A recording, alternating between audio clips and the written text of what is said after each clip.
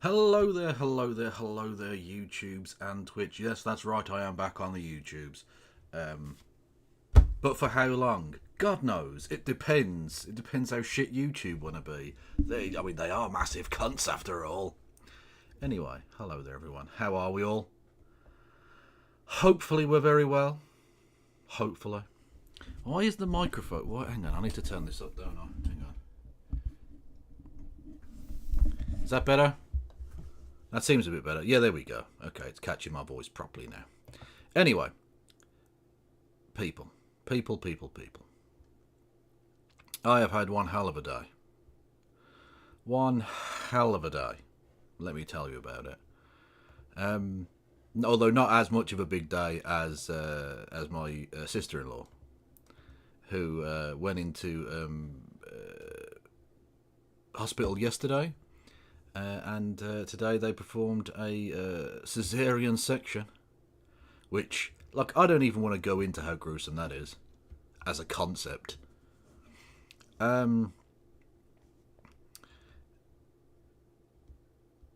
Yeah, and a young humanoid, a human-shaped earthling creature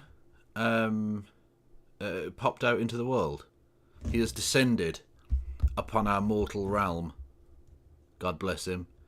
welcome to the world, young Arthur Logan, my nephew.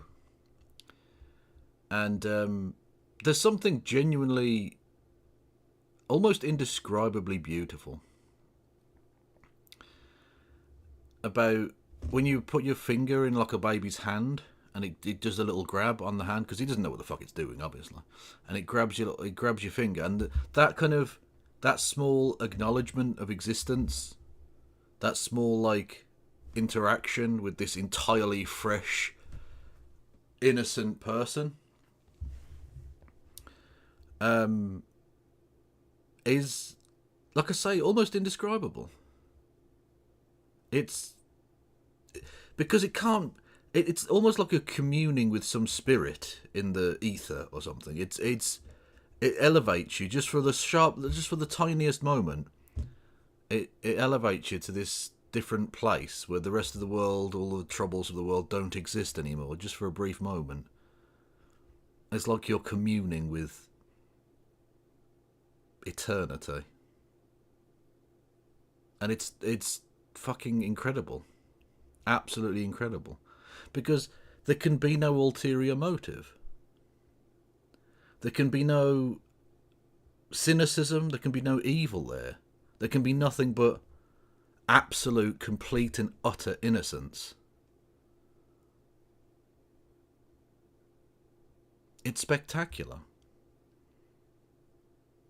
And I don't know how to describe it. I genuinely, I wish that I had the kind of poetic abilities of, well, frankly, any kind of poet, but especially like one of the greats, because it's genuinely otherworldly, amazing.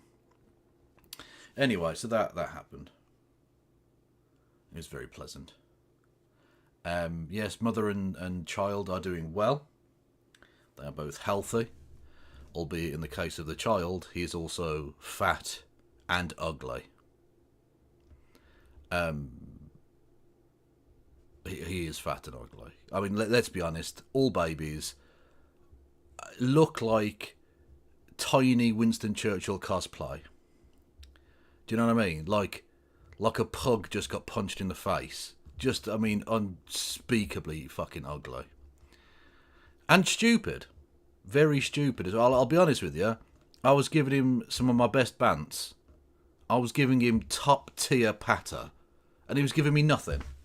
Absolutely nothing in return. Didn't even respond to hello. Wouldn't even open his eyes properly. Fucking ignorant little prick. So like his uncle. Oh, by Pagan Man, who everyone should go and follow on TikTok. Oh, that hurts. That hurts. Ouch. Ouch. I'm only joking. Yeah, he'll learn. He'll learn. And I'll make him fucking learn. I'll make him learn. Falling asleep on me, little fuck. Anyway, God bless him.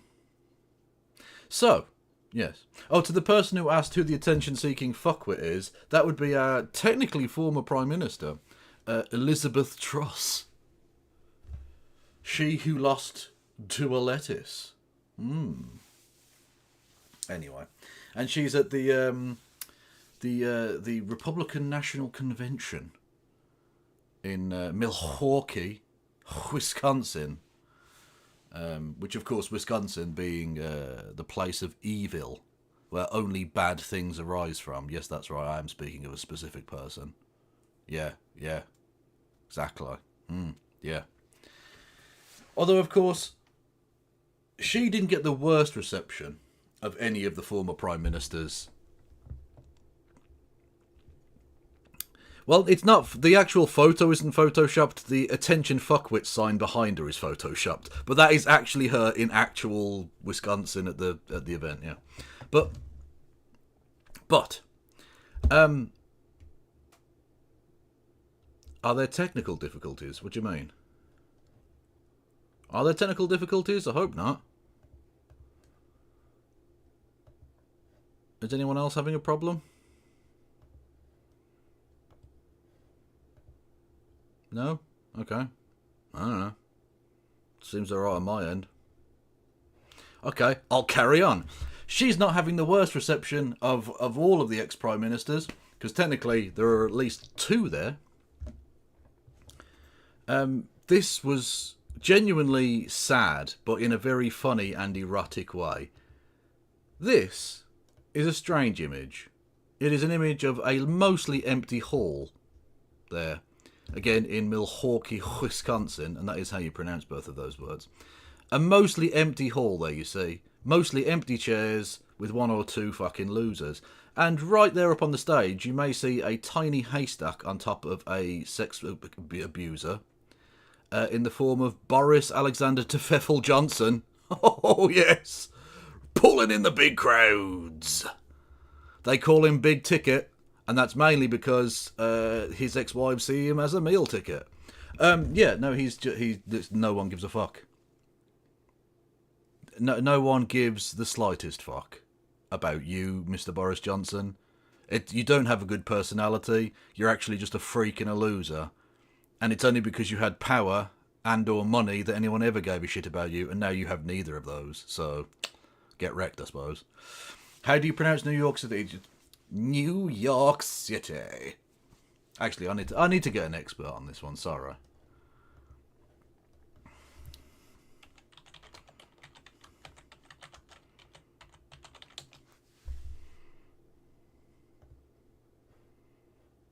The most devious you really are the most devious bastard in New York City. Well, that is how you pronounce it. Official. And Boris Johnson would know, because he was born in New York City. Literally true. Literally true. So that's been my highlight of the RNC so far. That and Donald Trump coming out with a tampon stuck to the side of his fucking head. Which, again, I've looked at many medical professionals posting about this online, and they've never seen a medical dressing like that ever for any head injury in the history of the world.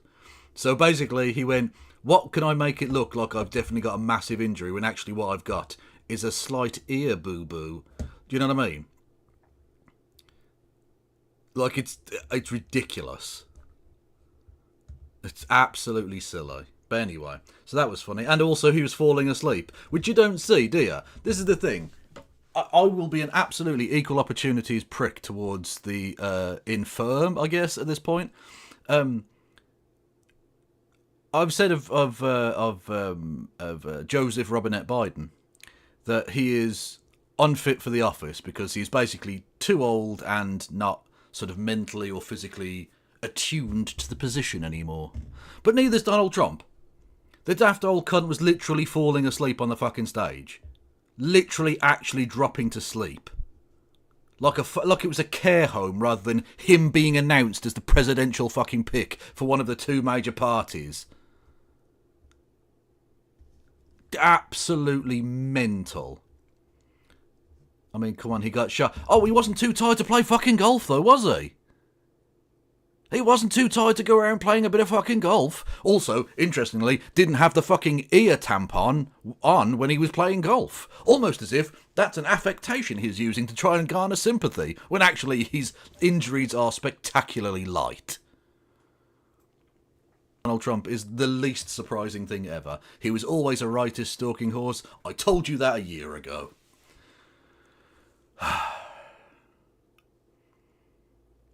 Biden called the family of the guy who was killed. Trump didn't. Exactly. Trump didn't. Everyone was like, all the writers were like, oh, see, Trump's such a badass, he went and played golf the next day. Well, firstly, that means his injuries can't be too fucking bad. And secondly, didn't one of his supporters die? And aren't two of them severely injured in hospital? Maybe pay them a visit, Don? Like, don't get me wrong, you've undergone some trauma yourself, but clearly it's not affecting you that badly. If you can play a soft 18, and I don't mean that that's the age he likes them, he likes them far younger than that, of course. But if you can play 18, maybe just play the front 9 and then go and see the fucking people in the hospital, you prick. Or the other way around, whatevs. Like, that's what an actual leader would do. But he isn't a leader. He's a self-serving little cunt. Anyway. On that point, I thought I'd play you this video by Fran Frio, who everyone should go and follow, by the way. She's fucking awesome. I've raided into her a couple of times on the Twitches, so you should all be following her anyway, because that's how it works. I raid you into people that are cool. Hit the follow button when I do. Yeah, some good thoughts. I'm not going to say the thing we're all supposed to say right now. You know why? I never want to be employed again. No, because while I do believe political violence has no place in our politics, it's already here. Exactly. It's a bit fucking late. It's a bit late when you've literally, when he was running for office in 2016, telling his audience to beat the living shit out of people who were protesting and that he would pay their legal fees. Now, of course, he would never pay anyone's legal fees. He doesn't pay his own fucking legal fees. Rudy Giuliani is literally still in fucking in debtor's jail, I think. I'm not even sure where the fuck he's at. Still waiting for his fucking check from Don. But either way, the fact that he said he was going to do so shows tacit support for brutalising people who dare to disagree with you. The idea that all of a sudden now there's no place for political violence, no, motherfucker. If the boomerang comes back and hits you in the fucking face, tough shit. Saying that is like saying money has no place in our politics, or the Kardashians have no place in our politics. It's a nice thought, but it's a little late, and in large part, thanks to this guy.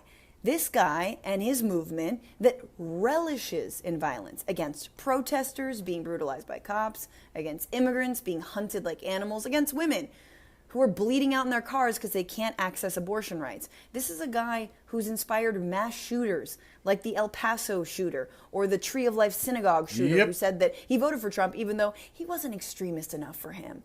This is a guy who called white supremacists who just murdered a woman very fine people. He suggested that BLM protesters be shot. He called Nancy Pelosi a demented psycho after her husband was attacked with a hammer.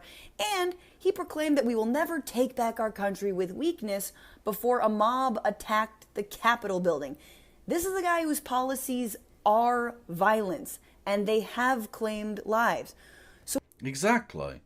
You don't get to play the anti-fascism, anti-violence card now. You've gone so far down the path of fascism.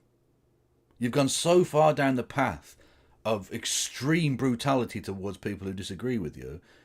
The fact that he missed is the only difference, really. When the rightists do their thing, they do kill people. Well, actually, no, it was a rightist who did this. So, I mean, in a sense, it was a rare occasion of a rightist missing. Just count yourselves lucky, I guess, if you're a fucking Trump supporter, that you've got the one right-winger who doesn't seem to have been able to fire a gun properly. Brilliant. Although, by the way, I have to say, there's been some fucking weird shit going on with that. I don't know if you've looked into some of the evidence that's popping out about all of this. It would appear that the building upon which the would-be assassin fired his rounds, there were 3 security personnel inside the building. How the fuck was he able to get anywhere near that position? What the fuck went on there? Look, I'm not doing the Alex Jones thing of saying, it's an inside job. Like, I'm not doing that, because I don't fucking know. It's just shady as shit, right? It could be anything. It could just be rank incompetence. It could absolutely be rank incompetence. But it's fucking weird. I'll wait and see what the official explanation is and what the evidence is that they provide for that. But it's going to need some fucking explaining. Because that's unbelievably poor securitying by the security, is all I'll say. The fact that he was able to even get to the roof, let alone fire rounds before anyone did anything? Like, come on now. Like, you'd have to be, like, genuine fucking, like, Baldric level stupid. Mad. Now, it could be that that's what it is. It could be. Absolutely. I'll wait and see. I will withhold judgment until further evidence is revealed unto me. But, yeesh. If that's top level security, I hate to think what security the fucking middle level has.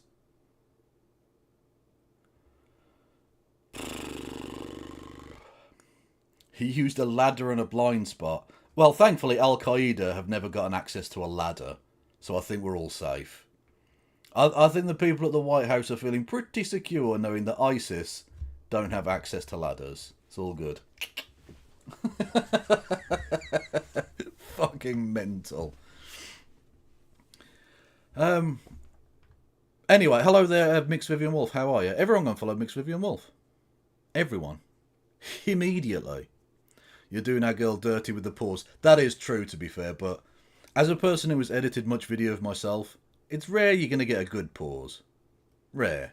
So when a 20-year-old registered Republican with an AR-15, a gun that Democrats have tried so hard to get out of the hands of everyday people, attempts to assassinate him, my first thought isn't, oh my God, it's, yeah. Given everything that fits in this busted-ass freak show of a democracy we insist is normal but is everything but. The question is, what are we doing about the political violence other than issuing statements about political violence? And to me, that means organizing, educating, and come November, voting this violent extremist into oblivion. Fair call. Fair call. Good points. Well made. Everyone go and follow Fran Frio. When will we have ladder control? True. True. Okay. Although it does say in the Constitution, your right to own and bear ladders shall not be infringed. Word for word, that's what it says as well, so... Checkmate. Check and mate. Oh, hello, hey, the Messianic Manic. Hello there, TMM. Much love. Good to see you still around, brother. By the way, everyone go and follow the Messianic Manic, who, or otherwise known as TMM. It's been shortened. Who does good atheist content. Now, I know what you're thinking. An atheist on the internet is probably a cunt, right? He's not. He's one of the very few who didn't become a massive prick.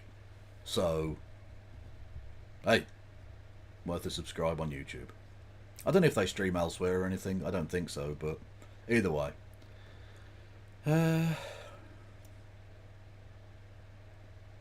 Anyway.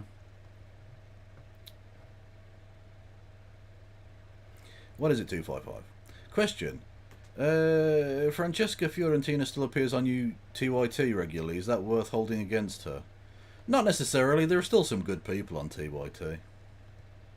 Like, if I had ever been involved with TYT, I would have left by now. Prayers or whatever, but I never get upset when a pedophile gets shot. True. True. I didn't even put that on the screen, but you heard it. You all fucking heard it.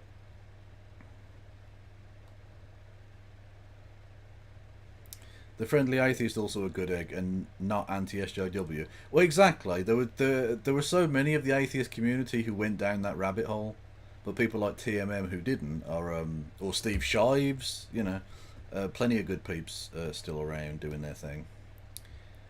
Indeed. I don't know the Friendly Atheist. I'm not sure about that person, but if you give them their vouch, that's fine. Don't risk the Brummy Atheist. Don't risk the Brummy Atheist. I don't know what that means, but thank you. Much love. Anyway, as reported on yesterday. Oh, so can we have some comedy? We can have some comedy. Why are mom? Hang on. Fuck's sake. Why does shorts automatically play? It's really annoying. Why are moms so sexually aggressive to party characters? I mean, I get it. This time it's my fault because I'm dressed up as the one and only Woody. Yep, and that's just setting yourself up for failure because I walked into the party and one of the first moms that looks at me and goes, "Oh, no Buzz," because it was me and Jesse. We didn't have Buzz with us. And I go, "No, man, not today." And she goes, "Oh, that's weird because it normally takes a little Buzz before I let Woody inside." Ma'am, your child is 4 feet away. What did you just say? It took so much for me not to just 180 and be like, "Nope, I can't do it today." But you know what? I stayed the course and I went in and I regret that decision because I go in and we... Okay, I still think this is the greatest and worst at the same time interaction between an adult and another adult who is dressed as a children's character from a film, right? I can't remember who it was. It was someone not that famous, like a British comedian or something. I can't even remember. And they were at Disney World. And unfortunately, their child became very ill. And so the child and the mother had to go to the hospital. The father couldn't travel there because they still had other kids. And so they had to, like, essentially try and carry on the hospital. So carry on the holiday with the other two kids or whatever, right? So the dad was stuck with these two kids. And they had arranged... Well, apparently you can get this at Disney World, whatever. You can have an adult, like, actor playing X character from a Disney film to sit there and have, like, tea with you. To have, like, you know, breakfast or dinner or whatever. Some kind of meal. In character as that thing. And the kids get to interact with the character. Hey! So they had Pocahontas. Or should I say, a person dressed as Pocahontas. The kids loved it and all the rest of it. And so the dad was like really... Because the other kid was in hospital and he didn't know anything about like what was going on. He was like really, really down. Like he was really like upset about it. So when the two kids went to get like some dessert or something from the dessert tray... he and Pocahontas were there just chatting away because obviously... The dad and the actor know the bit, right? But she stayed in character, and he said this really annoyed him to the point where the question he asked her was, "How did it feel when the white people killed all of your relatives?"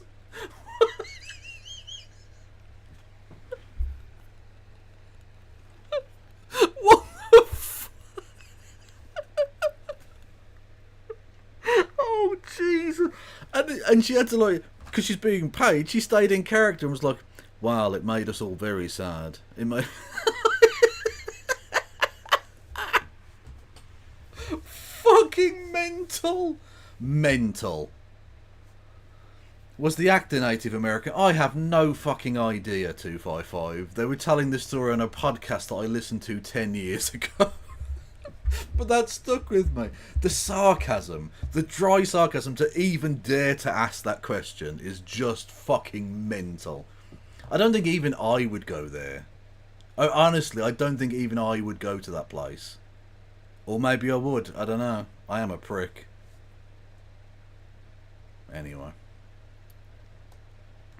I start telling the story to the little girl. The little girl's got a little toy Woody, and she holds it up. And Jessie, unfortunately, goes, "Oh, look, you've got little Woody." And we all awkwardly make eye contact, and then the grandma leans down to me and goes, "Bet it feels good to be Big Woody, doesn't it?" Come on! Why are moms... Grandma. Naughty grandma. Oh, outrageous stuff. We'll watch a Tunche films another time. I want to get to the actual thing. Anyway, so... Oh yeah, by the way, if you're enjoying the stream, you can hit the follow button. You can subscribe. You can subscribe with Amazon Prime. You can gift subs to the community. It's a fantastic way of supporting the channel. You can do bits messages. 200 bitty bits or more will get you a text to speech. Hang on, I'll read your thing in a second, Viv. Apologies. You can do super chats via the Streamlabs link below. $2 or more there gets you a text to speech. You can hit me up on the Discord. You can help me out on Patreon and PayPal if you wanted to. You can go over to the YouTube. You can go and subscribe to me on the YouTube. What a lovely tale of sexual harassment. What? Who did sexual harassment?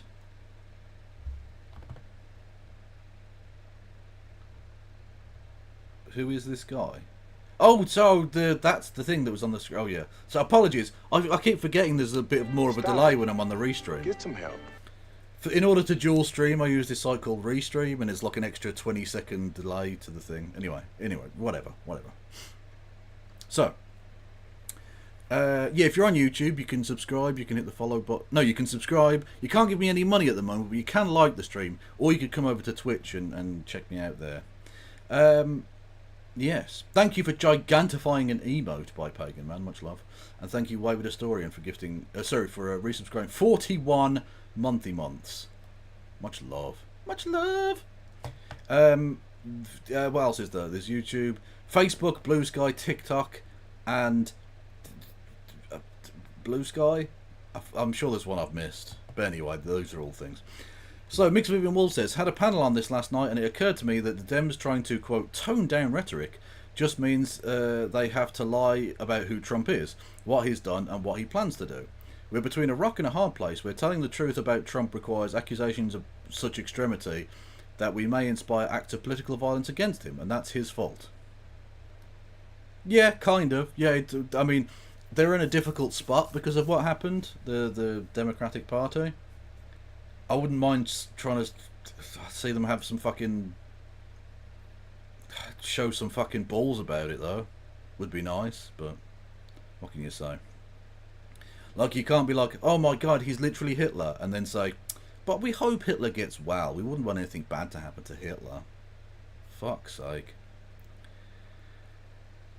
Kev, you know what I realised when my 3-year-old nieces were here earlier this week? I realised how often I say fuck when I have to stop myself from doing it. Well, I'm very good. Like, you wouldn't believe this, given how sweary I am. But I never swear in front of kids. I find it very easy to not swear in front of children. I just find it kind of repulsive, which is odd because, like, I swear on this channel, and there probably are kids that watch this, but I mean like kids, not like 15-year-olds or whatever. I mean, like, you know, little wee chaps and chapettes and non-binary kids. Anyway, Biden's going to have to step up now and stage his own. Oh, Jesus Christ.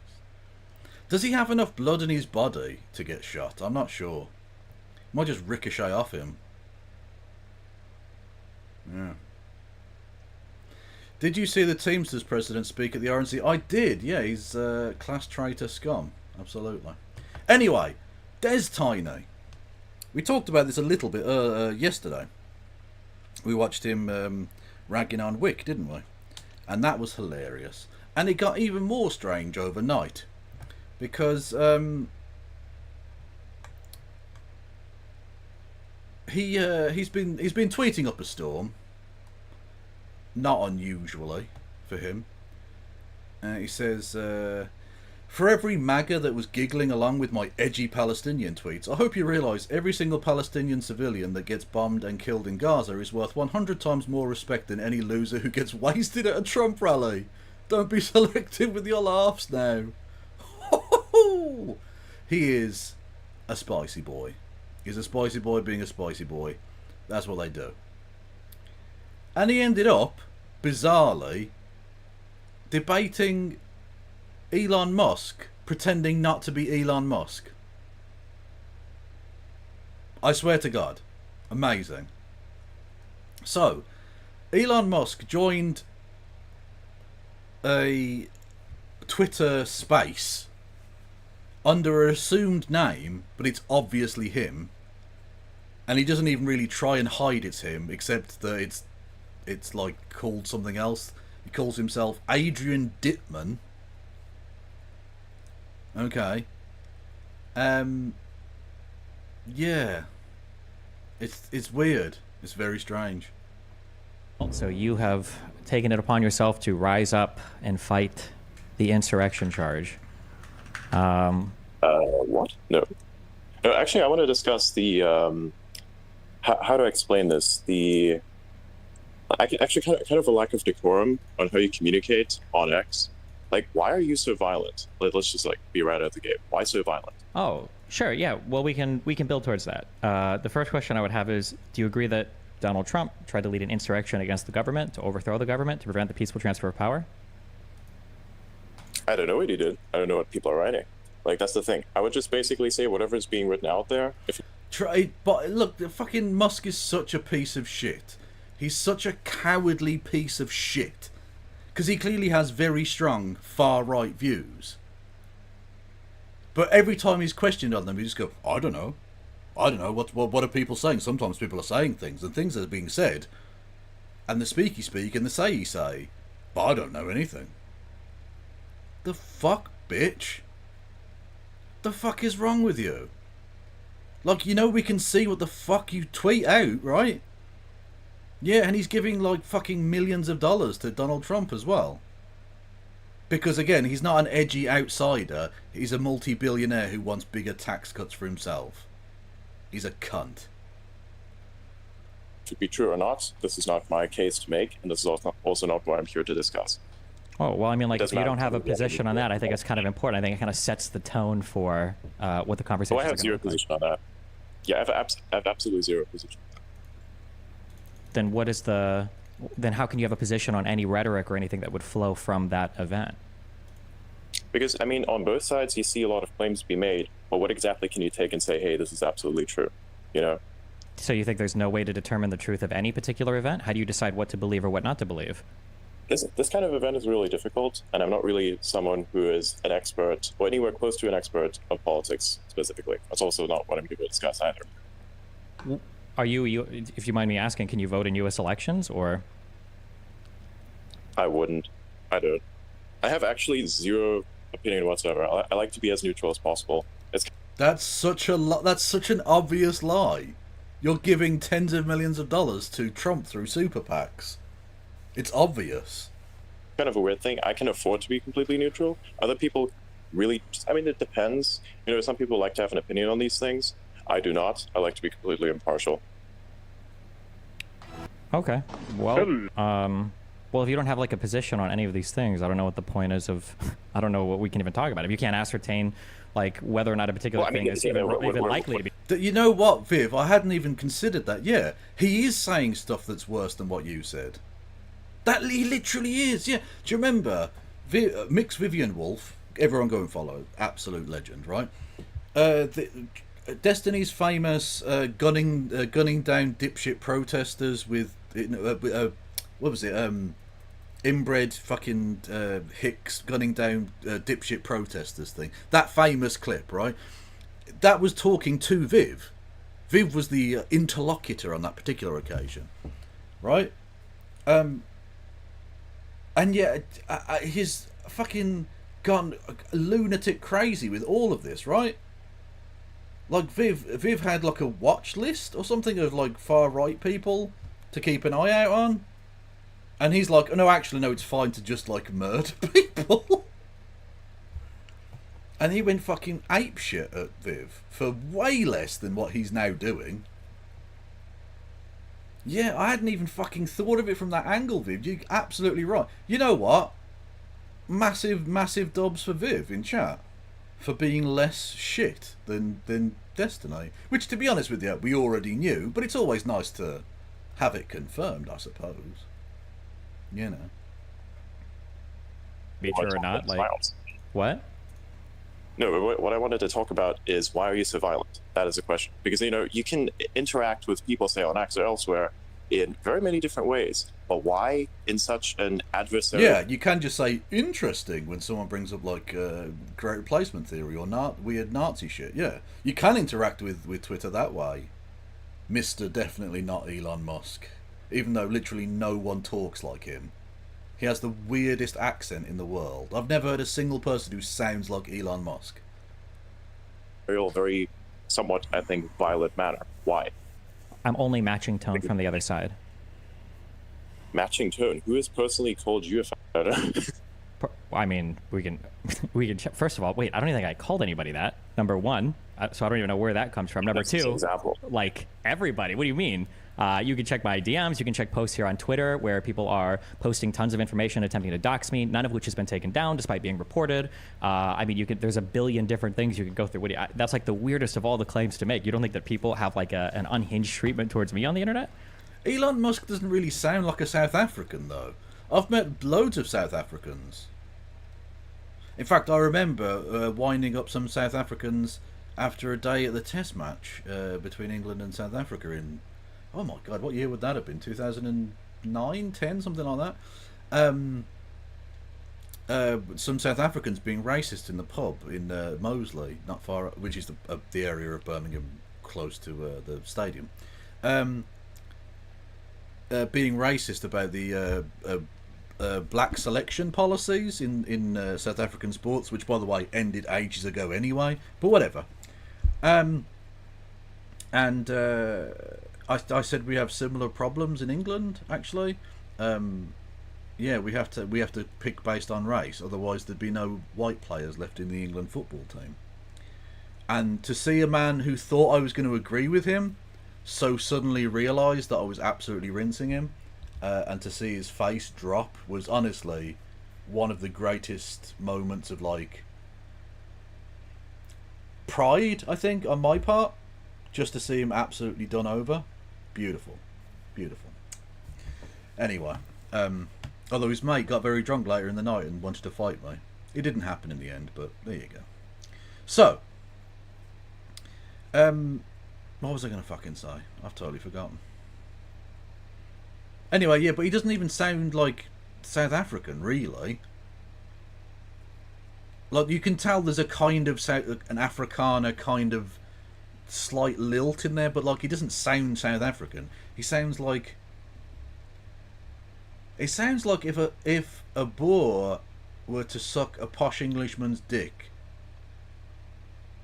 or no, would have a posh Englishman's balls in his mouth and try to talk. That's what it would sound like. Do you know what I mean?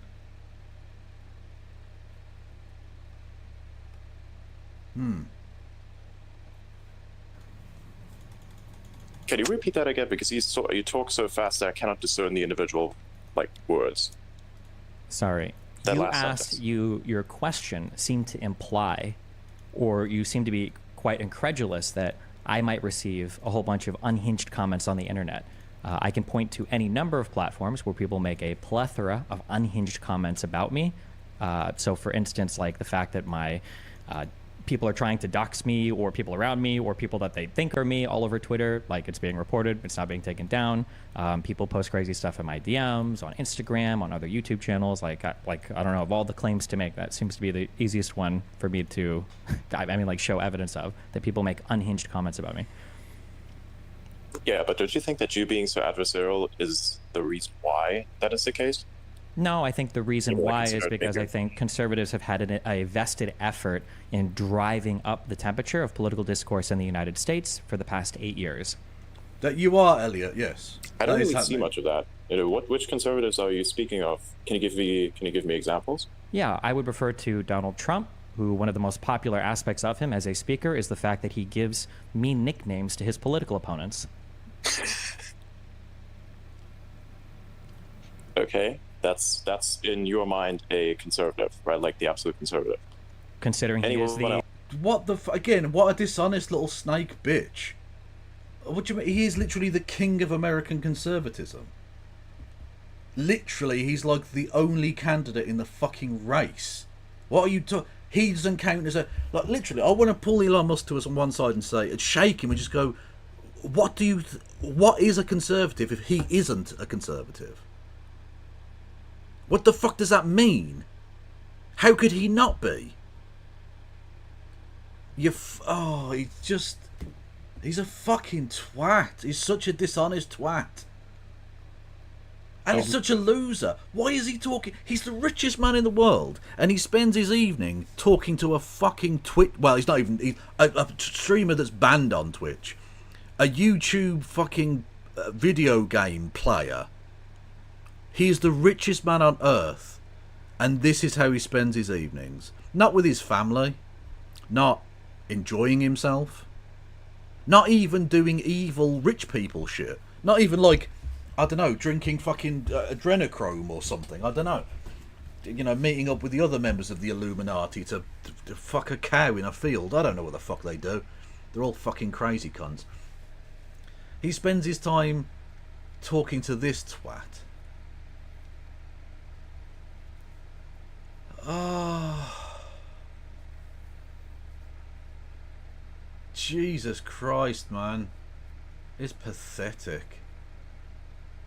He's got the biggest divorced prick energy that's ever existed. There's never been a more divorced man than Elon Musk. Leader of the Republican Party, I don't need to cite anyone else. I'm going to cite the leader of the Republican Party for the past 8 years that has the allegiance of every single lawmaker and basically the majority. But conservatives implies a multiple, a very large multiple, as a matter of fact, given that's such a generalized term. So what are the multiples? What other examples are there? Except for, of course, say Donald Trump, who you are now imagining as a figure. If Donald Trump is the leader of the party and he has the support of the party, then I would say all of the people that support him are supporting the speech. Donald Trump's rhetoric is basically the largest reason why people support him. So it is an implicit or an explicit endorsement of the way that he communicates. Yeah, but it doesn't mean that every single conservative is in support of him, nor that every single conservative, by that measure, would be attacking you, or that they are somehow... I would even go against that, say that conservatives would actually bring down the temperature of politics because they would just want... What the fuck are you talking about? They literally, every time there's a slight fucking thing, it's, oh, Second Amendment. We need Second Amendment solutions to everything. Why? They take down the tone. You're a loser. You're a freak. Want peace. Conservatives don't want peace, or if they do, the definition of peace that we're using here is quite different. But when you say that they might not support that aspect of him, when you vote for a person, you vote for the package and all of the things that flow from that individual. We can try to guess why people support Donald Trump, but it's certainly not because he's a student of history. It's not because of his policy package. It's not because of prior political positions. It's because they like the way that he communicates. It's probably the most popular aspect of Donald Trump. So I reject the idea that, well, just because they support him doesn't mean they, enjoy the name calling or anything else like that. I think that that's one of the main reasons why people support him. Also, it's not just name calling, is it? Like, this is, again, he's such a fucking liberal that the name calling is the issue. No, the name calling isn't the fucking issue. No. He's called for, like, fucking people to be put in camps. He called literally for the imprisonment of his fucking political enemy, or political opponent. He's called for the imprisonment of his political opponent's son. For presumably the crime of having a massive dong, I imagine. Like, come on now.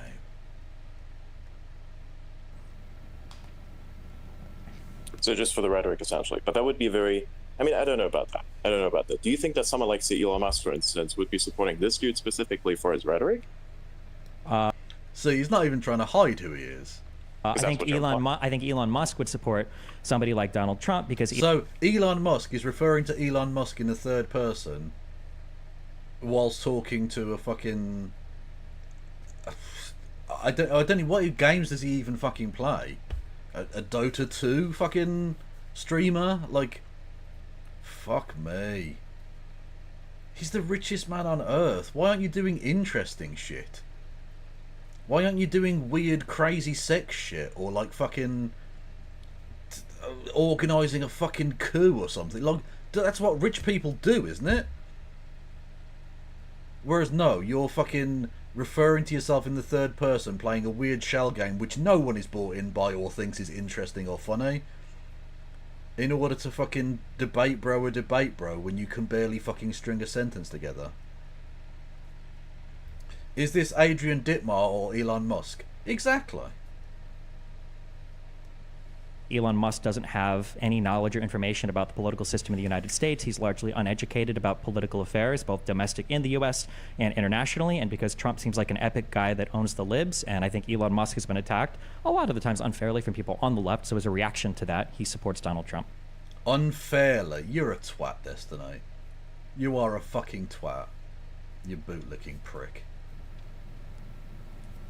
How would you know that he's unknowledgeable given the fact that he's basically, a government contractor, in a sense? I don't think he gets more knowledgeable than that.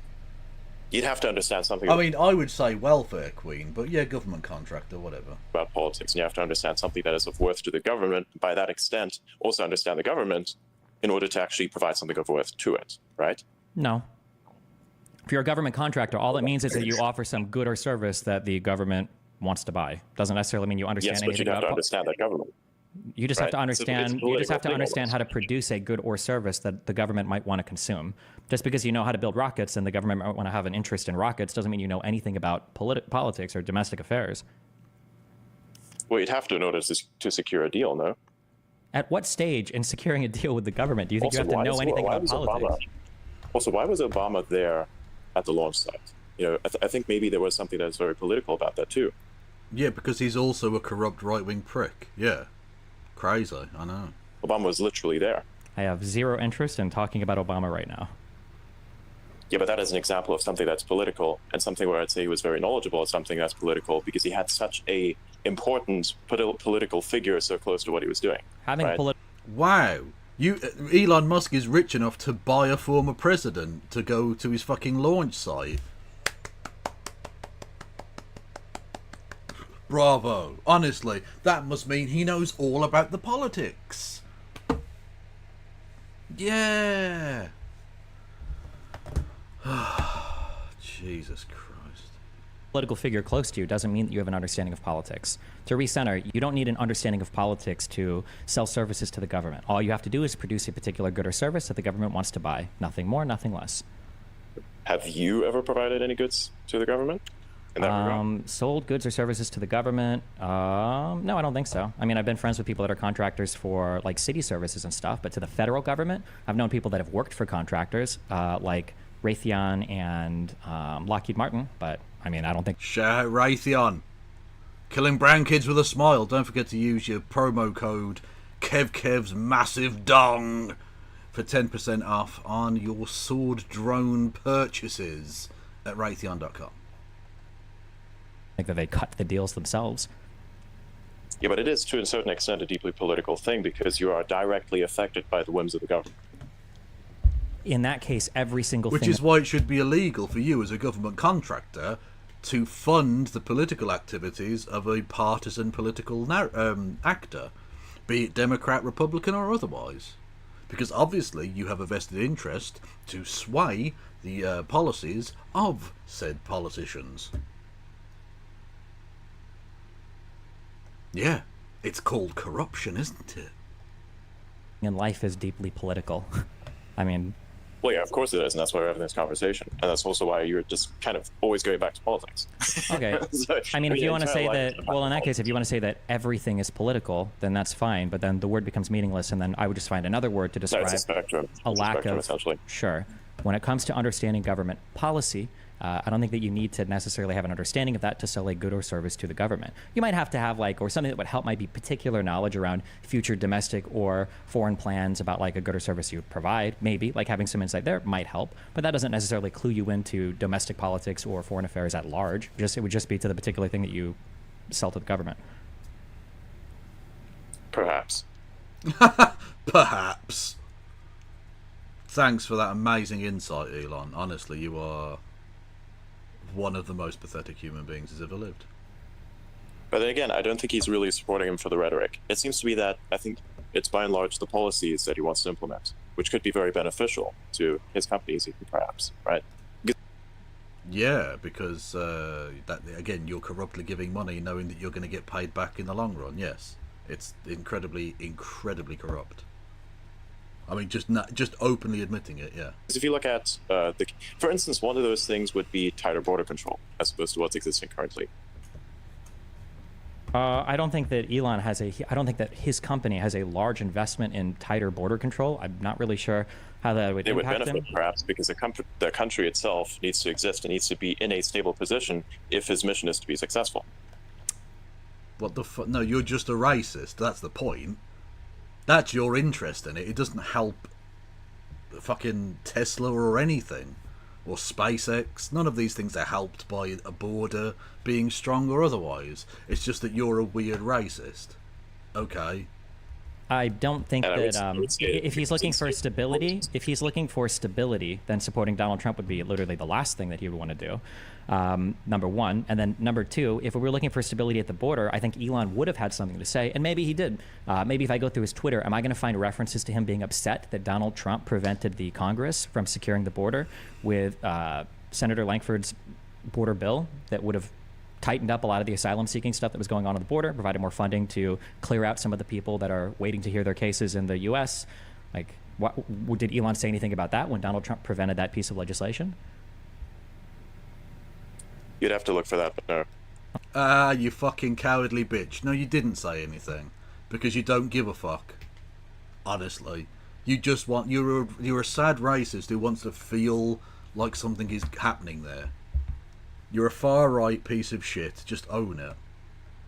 Okay, the answer is no. The only grievances with Border that he's had recently that he has voiced would be exactly what you'd find if you watched the live stream that he did when he was at the border.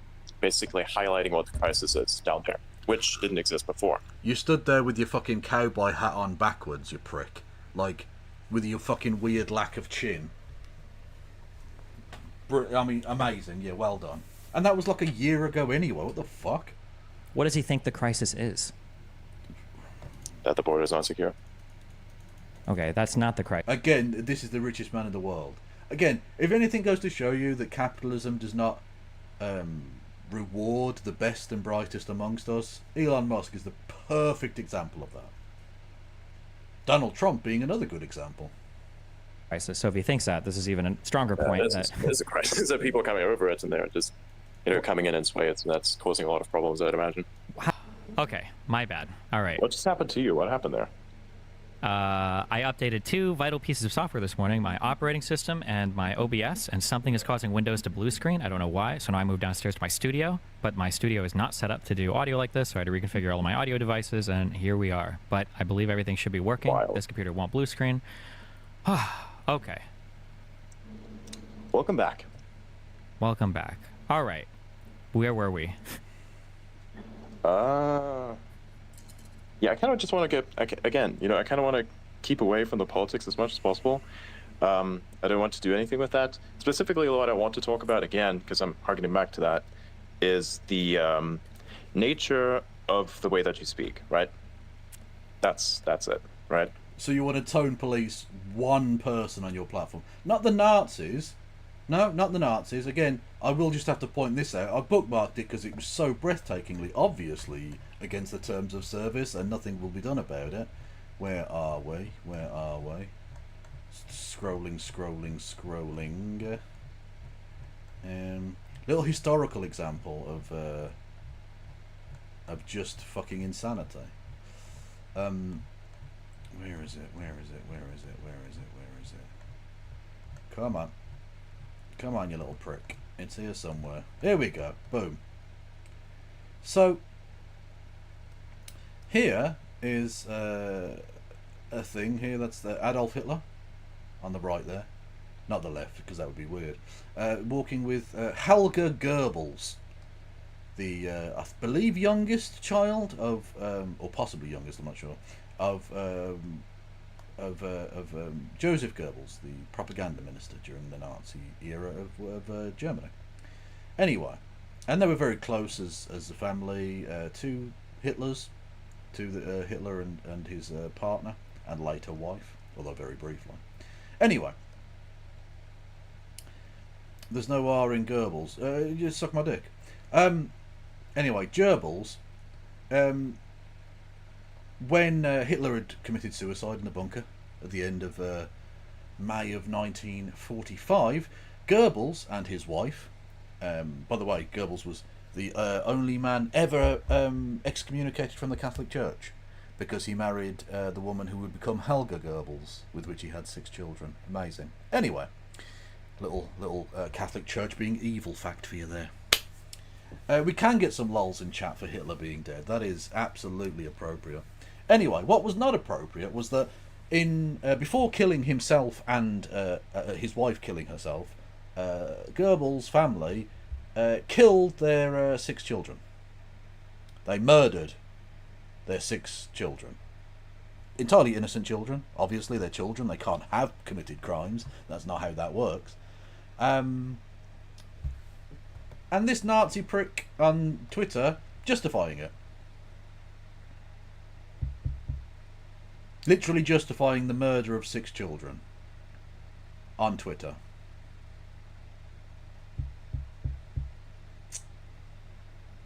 I reported it. It was found to be inside the terms of service, because obviously Elon Musk is a Nazi prick who's okay with other Nazis being pricks and Nazi pricks on his Nazi prick website. Just advocating that it's okay to murder 6 children. But, you know, Destiny having some edgy memes, that won't be tolerated.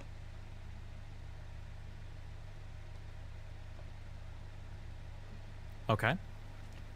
So your explanation for why you speak in, say, a violent manner, I think we can describe this as a violent thing.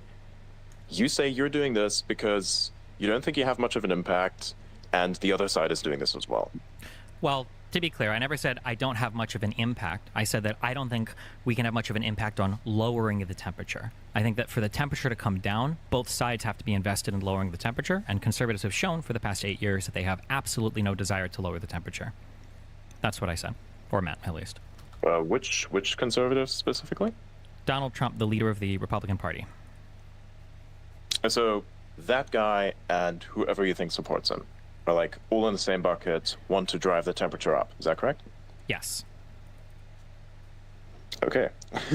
But then don't you think that engaging, so if, of course, you know, you want to, like, say, being or having good decorum on a platform actually has a positive effect, but you think that there's so much of it. Oh, I'd love to debate Elon Musk. Honestly, it'd be amazing. I'd love it. He wouldn't stick around for very long, I don't think, because wouldn't be as nice as Destiny is currently being. Because I don't think Elon Musk is worth that, but, you know. The negative effect because at the moment that you yourself could not possibly make it any worse. Is that correct? Because that's kind of what that logic sounds like. A little bit. I think you can probably always make things a little worse. I just don't think you can make things that much better. When you say Elon Musk hasn't had a counterpoint to any of this. He just goes, maybe, or I don't know about that. Those are his two responses. Or I'm not sure about that. Anyway, I want to avoid the politics. Fucking hell. Yeah, richest man in the world, or second richest man, whatever, in the world, funding one side of a very contentious and violent presidential campaign, wants to avoid the politics. What a load of shit. a good decorum, one of the issues we run into, I think I was talking about this before my 4th or 5th computer crash, the issue that I have with good decorum or good conversation is right now it seems like the marker for a centrist or for a neutral observer to say that a good conversation has happened here is just for nobody to shout at each other. But I think the issue that I'm running into is there are two things to look at when somebody speaks. There's the manner in which they speak, and there's the content that they speak. And I feel like we have completely disregarded all content, and we're just looking for people to speak calmly at each other, even if they're saying horrifying things. I think that conservatives have been in the business of saying horrifying things for the past 8 years, oftentimes with inflammatory rhetoric, but not always. But when they don't speak with inflammatory rhetoric and their tone is nice, they're still saying horrifying things. So I don't appreciate it when conservatives are saying, well, we need to bring down the rhetoric. I don't like that joke that you made, when they have been in the business of amplifying and causing the temperature of the conversations to increase so much over the past 8 years. Specifically, you mean anyone who supports Trump? Because there are different conservatives across the board. There are people even who don't support him, right? Yeah, I'm sorry. As a shorthand, when I say conservative right now in this context, I just mean conservative, Republican, or Trump supporter. Understanding there are some conservatives that don't support Trump, although the vast majority do, but not all. There are never Trumpers. There are conservatives that don't support Donald Trump. That is the case. But the majority of the party, you would agree right now, is absolutely lockstep behind Donald Trump, right? I think so, perhaps. When yeah. you say I think so and perhaps, how could it be any other way when every single lawmaker is lockstep behind Trump, when people that don't like Trump get excised from the political party, and when he enjoys broader support than almost any politician has historically in the Republican Party? What do you mean you think so? It's absolutely the case. And has J.D. Vance been excised? He has very interesting opinions of Trump. Because he fell in line. Are you sure? Considering that he just got chosen as the vice presidential pick, and considering J.D. Vance is on record saying that he would have helped Donald Trump coup the government in 2020, yes, I am sure. Did he say those words specifically, or did he say something that, like, what? He said that he would have, where Pence failed, he said that he would have succeeded in listening to Donald Trump and rejecting the electorate vote in favor of the one that would make Trump the president, because he felt like that was an appropriate political process if they didn't feel like the results were legitimate. Okay, yeah. But that doesn't seem like advocating for a coup. That is a coup. What are you talking about? A coup. That's an if then else. Yeah, like if you do this, then you have couped the government, correct? Elon Musk is such an idiot. He's such an idiot. Okay, cool. Well, I don't think it's cool. Again, it's like, funny. We're this is what talking about. I don't like the nice. Or I'm sorry, I cut you off. Go do your thing. Sorry. It's like we talk about a specific thing that is rules of engagement, and then we immediately go back to politics. It's kind of funny. I mean, I don't blame you for this. I understand that, but I don't want to talk about politics. I want to talk about rules of engagement. Again, specifically, I see there is reason. What do you mean? Politics is the entirety of this discussion. You're talking about conservatives. How the fuck?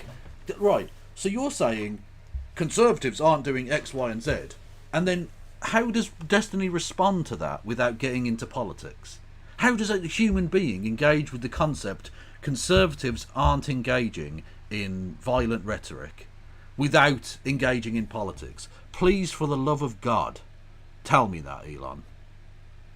You fucking dipshit. Oh, fuck me. He's such a twat. What is this? Birmingham reacts to US TV Tonight. no-go slur. What's this? Oh, yeah, no, I remember this. Yeah, the guy who said that Birmingham was 100% Muslim. To which I say, Inshallah, brother. Yeah, absolutely. Actually, talking of J.D. Vance as well, talking about the UK being an Islamist state. Where's the thing for that? Hang on 1 second. Yeah, he said that Britain was an Islamist state because he's a fucking lunatic. Where are we? Hi guys, when Donald Trump was last in... Alright.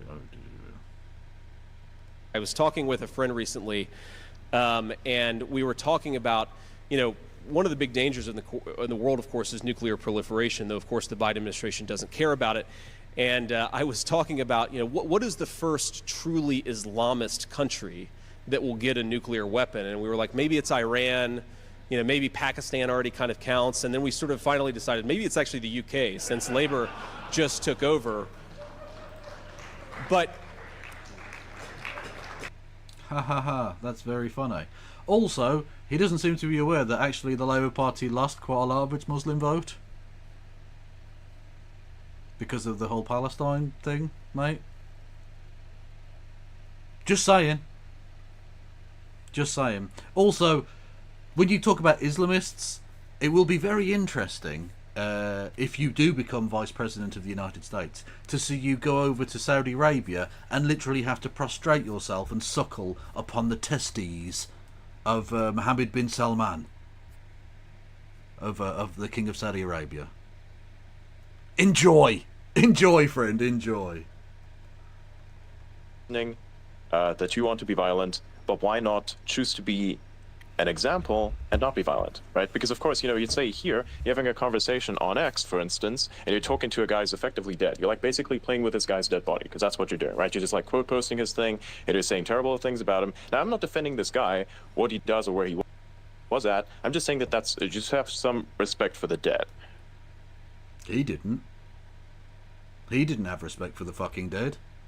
There's still quote tweets up there of him saying when the school shooting happened, and he was like, when Palestinians were being murdered, and he said, they'll get over it, the Japanese did. So I did just have to have a little poke at Mr. Compressor. Where is he, the little cheeky scamp? Because his account's still there. And here we go. So he posted out on the 13th of July, Trump rally in Butler, Pennsylvania. And I just asked him a question. How did it go? Did you have fun? Was it a good day out? Was it? Learn anything new? Did you learn anything that blew your mind, Mr. Comparator? Yeah? Yeah. Prick. Respect for the dead. Fuck off. Right? And you don't have any respect. Why does someone being dead instantly mean you can't talk about them? The fuck does that mean? what it's sanctified because he had a bullet go through his fucking head. Nah, fuck you. Respect for the dead in this regard, because you're basically interacting with what is essentially a dead person, right? This is really, really, really weird. Whatever you want to do with that, that's up to you. But that's what that is, I mean, right? who better Don't to you make think that fun the of than somebody content of who- what you could say about this guy, like, dude, if you have bad content with and what you have to say about this guy, doesn't that kind of go against what it is that you want? I mean, what exactly do you want? Do you want to actually have a discussion in which good content? How the fuck was he going to have a discussion with him? He's dead, you prick. Like, of all of the people he's interacted with over the last week, the one person he cannot possibly have a conversation with is the guy whose head exploded. The guy who has bits of the president's fucking ear implanted in his brain. Yeah, that guy. He can't interact. He can't conversation. You can't free market your way out of free marketplace of ideas with a fucking corpse. Jesus Christ. You should ask, was this man a crisis actor so Trump can take away the guns? No, you know what? I think it was staged, right? Because there was definitely a crisis actor there, right? The guy who got shot in the ear, I definitely saw him in Home Alone 2. So he has to be staged, right? There's no other answer. It's the only thing that makes any fucking sense now. Come on. Open your eyes, sheeple. Is within that discussion, even though it be peaceful, or are you just going to basically use harmful content and still have the discussion? So this is my view. Inflammatory rhetoric accomplishes some good things and some bad things, and calm rhetoric accomplishes some good things and some bad things, right? So the reason why people are inflammatory is because it riles up your side, it makes people more emotionally invested. It produces a stronger feeling about a given thing. But typically we don't like inflammatory rhetoric because it usually involves dehumanizing, demonizing, attacking some particular person. It increases... Like Palestinians, maybe, Destiny? Dehumanizing Palestinians, perhaps? No, I'm sure you wouldn't do that. Increases the likelihood for everybody to engage in inflammatory acts, and inflammatory acts can put you on an escalatory pathway towards bad actions, right? Which is even more scary. But the issue is as Democrats have been as milquetoast and calm, relatively speaking, when you look at Biden as possible, none of the positives that are supposed to come from calm rhetoric have been realized, and instead it's only been the negatives. Biden has spoken over and over again about how he's not just a president for the U.S., or he's not just a president for one party, he's a president for the entire United States. He's brought together people to support bipartisan legislation, and at almost every opportunity, like that famous speech where he's in front of that red background, he said, listen, not all Republicans are MAGA Republicans. This isn't the entire Republican Party. Despite all of these qualifiers, despite his bipartisan support, at least in Congress, and despite him trying to be a president... Yeah, Biden is a massive cock, yes, no, I agree. President for all Americans, everybody on the conservative side still gives him all the negatives of the inflammatory rhetoric. So if you don't have anything to gain by engaging in a particular style of discourse, and instead you're just accruing negatives, and if you believe that the other side that is engaging in inflammatory rhetoric is allowed to recoup all the positives of that inflammatory rhetoric, why would you continue to engage in a way that's only hurting your cause, that you're not gaining any benefit from, socially or otherwise? So if I were to kind of look at this and take that as an argument, does that mean that you want, say, Biden, for instance, to be a bit more inflammatory to... Honestly, Elon talks so slow and Destiny talks so fast. This is the greatest speed of speech deficit disparity in a debate I've heard since Destiny versus fucking what's his face, the Finkelstein, which was even worse because Finkelstein talks like he's on fucking diazepam or something, you know what I mean? Like, he sounds like he's about to fucking keel over and die. Anyway, to kind of reap the rewards of being inflammatory against someone like Trump. Is that what you're kind of like correct getting towards? So here? Like, to be more precise, on the last... Exactly, Marcus, yeah. Obama tried his best. Obama was all about, we need to reach across the aisle and blah, blah, blah. And they went, yeah, the only thing we want when you reach across the aisle is your long-form birth certificate. Fucking Kenyan Muslim communoid. And the Democrats never learn. The Republicans are not interested in bipartisanship. They're not interested in playing by the fucking rules. And until you realise that and act accordingly, you're going to keep fucking losing. And I don't just mean, like, you'll still win some elections and stuff. I mean, you'll keep losing the battle.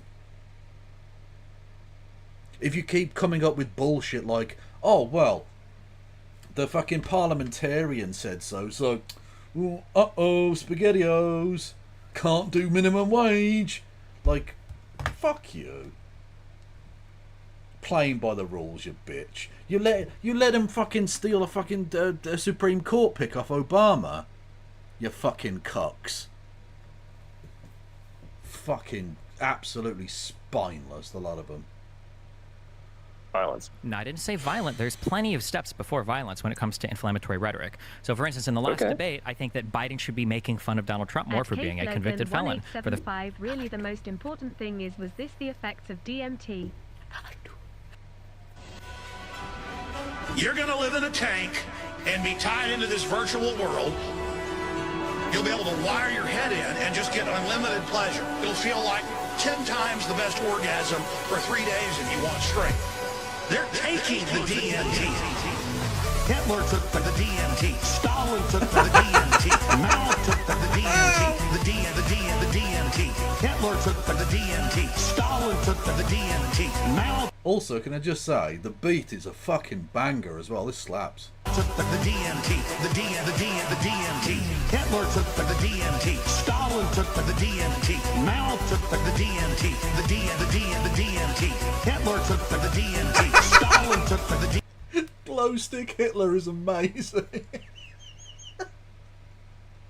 We've had... Okay, that's the second Hitler that's popped up tonight. We had Hitler holding hands with murdered girl earlier, and now we've got glow stick fucking rave Hitler. That is a juxtaposition and a half. DMT. What other stream gives you this kind of bullshit? Mao took the DMT. The DMT. There's the owners of True Frequency Radio.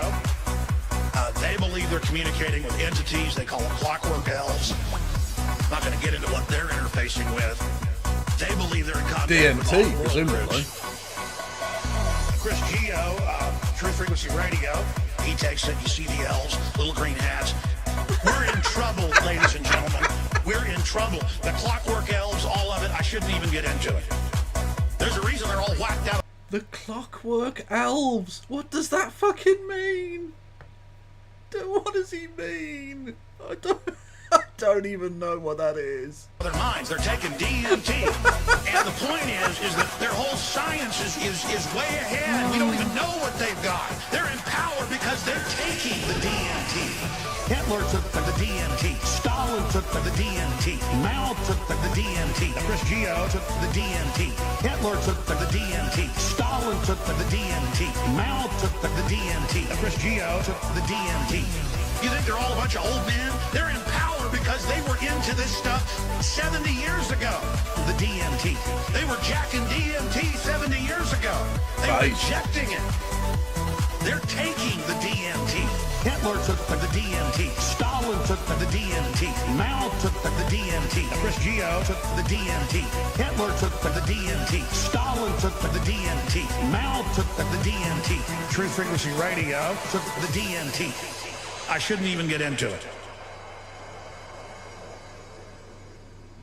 Thinking Sabercat, you have done many a service to this channel with your frankly astonishing mentalness, with memes, with grafting my face onto very inappropriate things. It's been enormously fun. But that might be your greatest contribution, and honestly, I want to thank you. Thank you firstly for the 200 bits, much love, but also for the link to the greatest video that's ever existed. I thank you and good night. The fact that it looks like his wife is going to leave him.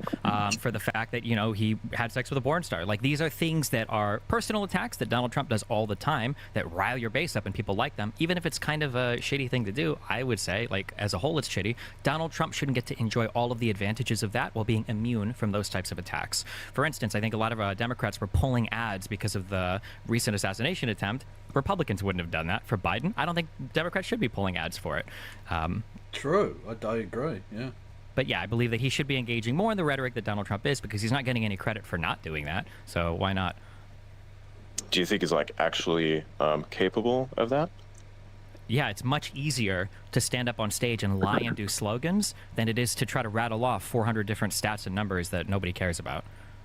I mean, he kind of has done that, if you want to take that position. No, not really. He generally sticks up and he tries to be like a pretty nice dude. General. He tries to, yeah, generally.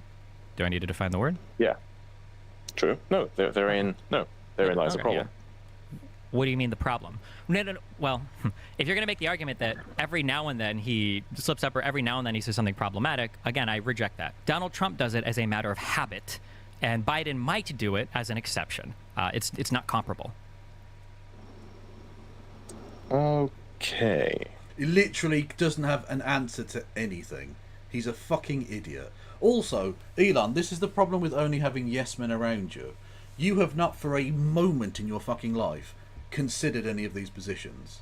You have knee-jerk come to the positions you hold without any real scrutiny, and because you don't have anyone who says no to you or challenges you on anything in your life, you are completely blunted in the free marketplace of ideas.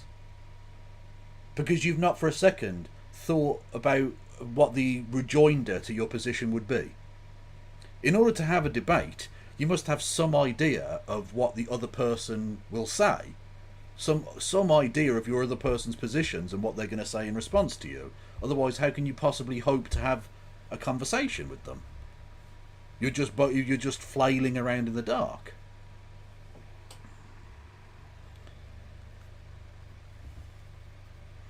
Biden has never claimed Washington took over airports. True, but on that regard, I think that's just Donald Trump being an idiot. And being an idiot is the least of his problems. Like, it should be in of itself disqualifying to be president, but actually, in terms of his many, many character flaws, his idiocy is arguably one of the lesser ones. It's things like willful lies. Well, that's just him being stupid, right? But like willful lies about, voter fraud. Willful lies about, oh, I didn't fuck a porn star. I just randomly paid her 400 grand for no fucking reason.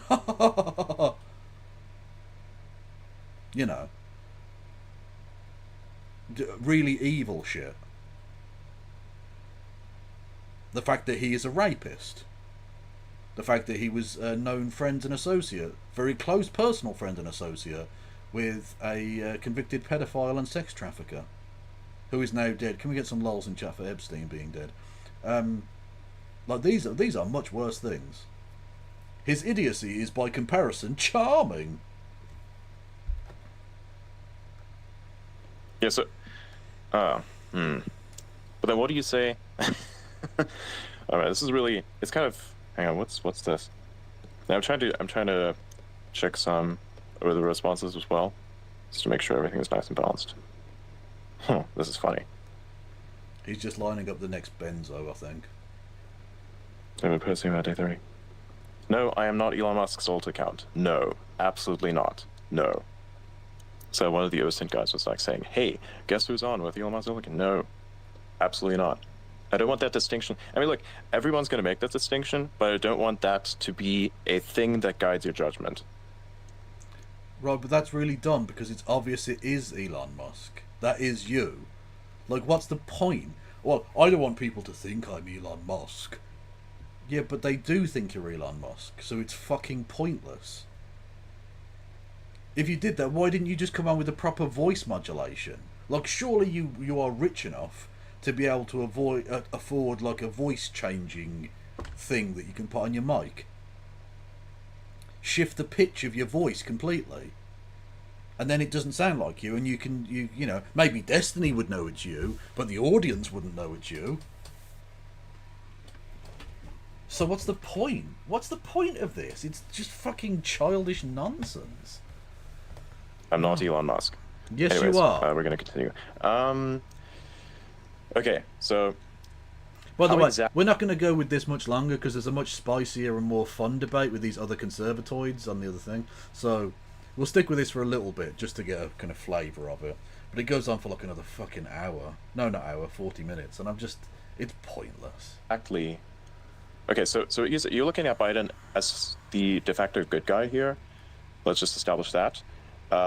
how exactly, like, what kind of jokes specifically do you want to use against Donald Trump? Like, if you could speak to Donald Trump right now, what jokes would those be? I think he should be making a lot more personal attacks relating to his character and relating to the record of his character. Yeah, but how is that of any benefit? I mean, how exactly? Yeah, okay, as so Friend cool. Trust, he's done that every single time. He's not had an answer to anything that's been said. He just pivots and goes, perhaps, or like, I don't know about that. Like, he hasn't answered a single point. You have now personal attacks. Don't you think that makes you look weaker? If it made you look weaker, then Donald Trump would be irrelevant on the political scale. Yeah, but that's not the only thing that he does, right? He kind of like throws that in occasionally.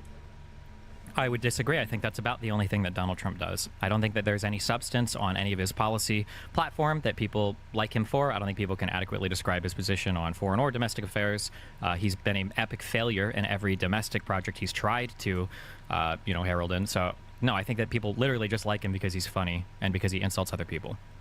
Yeah, he upsets the people they want to be upset. He owns the libs epic style. And conservatism has not actually fundamentally changed in the last 10 years. It's the same basic fucking shit. They just want to annoy the libs. Even if it means burning down their own house and killing their own family. Fuck it, who cares? Epic lols.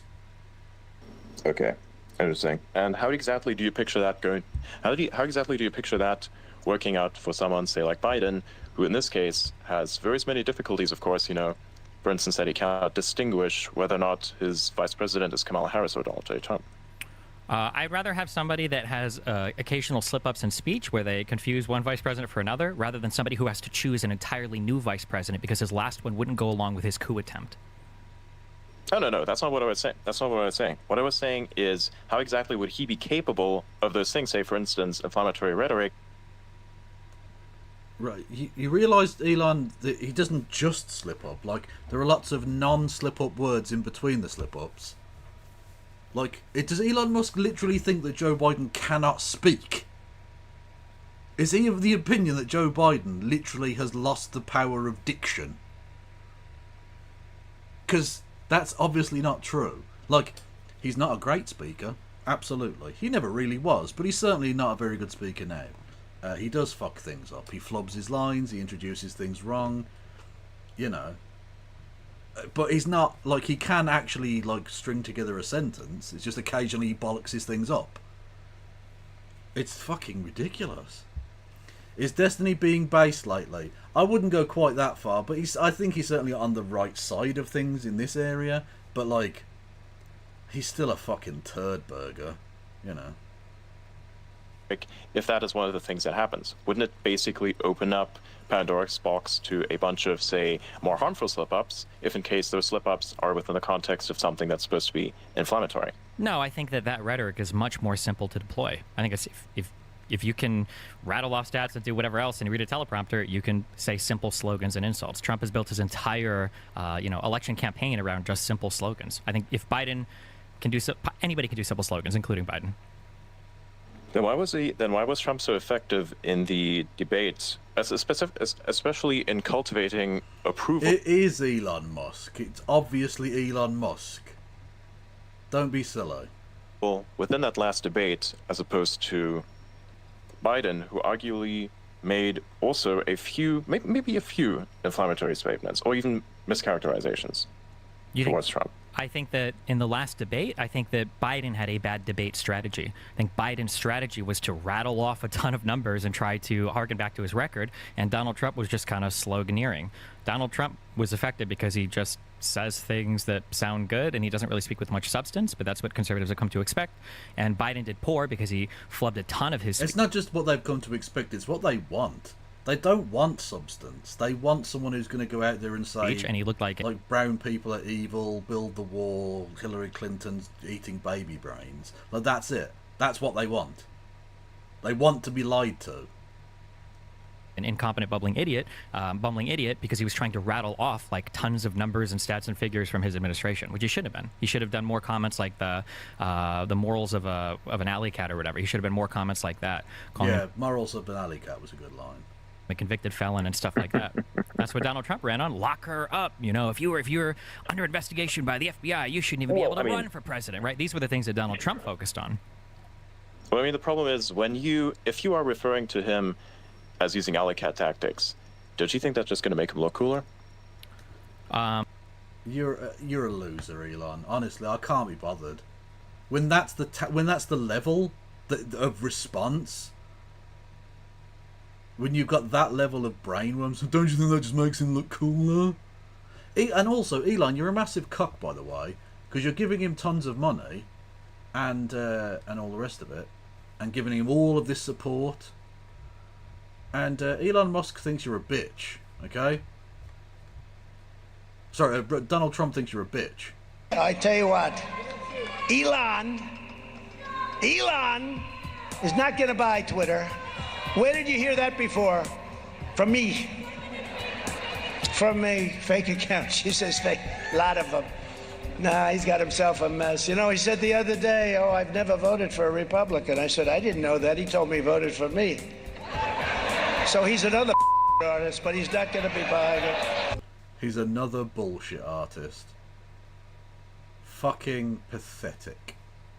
Elon, you cock bitch. Anyway, let's get to the spicier debate, because Elon Musk is a boring cunt. Right.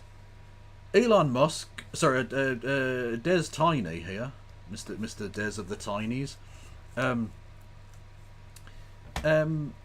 taking on basically, I think, every conservative in the universe. We have highlights including Lauren Southern, Rob Knorr, various other twats. At one point, Marjorie Taylor Greene is in the chat. I don't think she speaks at any point, but she was in there. Her account pops up on the thing, so she was like a listener. Yeah, quite so. Okay, does anyone else want to jump in to say anything or to ask a question? Hey, Lauren. Yeah, I mean, hey, I'll make a comment. Oh boy. Listening to this, I will say I think there is a serious problem on the right now. Yeah, like a dickhead Royal Rumble. Great description. Right, yeah. Politics in general, with people not actually reading the documents, people getting their information from memes. I actually do think it's a little atrocious that from my side of the political spectrum and what I read on my timeline, I don't hear more about the Trump indictments and the actual documents going forward. Fair point. I think that's going to be something I'm going to be doing. Going forward is actually reading those indictments, because I think it's important for when debates like this happen. And Kat? No, Vivek wasn't there, so I don't think anyone will be pissing, but you know. We can read them together. We'll go over it together, do a little Sounds study good. session. I'm in. But I will also say, this disregard of actual research that is pervasive in the political sphere is the same reason I got canceled and called a genocide denier for stating that no bodies existed in the alleged indigenous mass grave. Yeah, because you are a genocide-denying piece of shit, yes. Like, please, by all means, continue to reiterate your bullshit lies. Yeah, go for it. In Canada, I'm sure a lot of people remember that story. None were ever found, but that lie still persists. And, you know, churches burned to the ground and the country put into havoc millions and millions of dollars of our tax money spent on this cause, and all because a bunch of people decided to believe memes over doing actual research. And I get being upset about it. Believe me, I was upset about it. I had death threats in my inbox, threats towards my family, my children, and this is genuinely destroying our countries and democracy, this low information kind of engagement with politics. But I'm also aware that the people who haven't done enough research, haven't done enough reading on these subjects, aren't necessarily evil and shouldn't be. Yeah, I think she's bringing up the genocide denial in order to try and get on Destiny's good side. Being like, oh, see, we're genocide denial buddies. Like, it's to ease her way into the conversation, you know? Discounted entirely, even if they're the ones that are sending me threats. I apologize. I'm in an airport right now. Hopefully you guys can hear me all right. We can hear you. We can hear you. Yeah. So, you know, in some cases, these people are my family, my lifelong friends that I've had that completely disagree with me on these topics that I think are sometimes Yeah, it is Lauren Southern, yeah. Informed on these subjects, and I think that they're deserving of respect to some degree, to some level, just because my country has been defrauded by our government into believing mass graves and genocide exists that didn't happen, and I've received threats. They did happen. I mean, you're just full of shit. You know, that doesn't mean I have to treat every leftist cruelly, nor laugh or mock or celebrate if they are killed. especially when they're innocent and we're just showing up to a rally. And I think there's a much better approach than the one that Stephen has been taking, particularly when, I think the fact that this guy was tweeting out Putin worship makes it the most hilarious, like, misfire that could have possibly happened.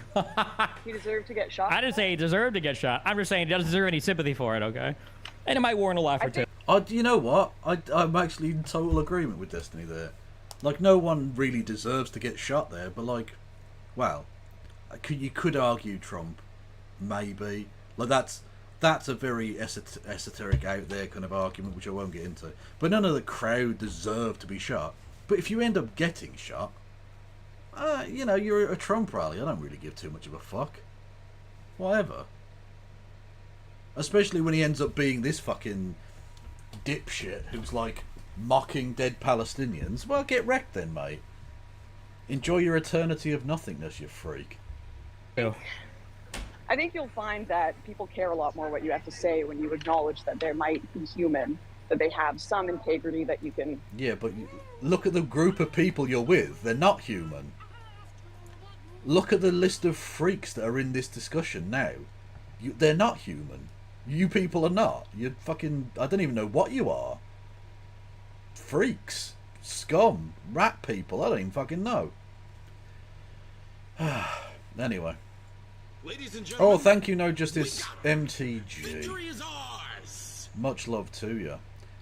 Yes, thank you for raidering. Raidering? Yeah, that'll do. Fuck it. That's the word I'm using now. Thank you for raidering. Raiderers. Don't forget to hit the follow button. If you're new here and all the rest of it, you can hit the follow button. I'm Kevin Logan. I usually focus on things that are a little bit more serious than this, but not always. Stop it. Today... Get some help. Well, indeed. Today we're dealing with cancer. Destiny, who's usually a right-wing fucking twatoid, fucking Zionist freak. Anyway, but is also anti-Trump. Is taking on all of the conservatoids who love Trump, and it gets spicy as fuck. So if you just want some low-grade, like, let's call it fast food political content tonight.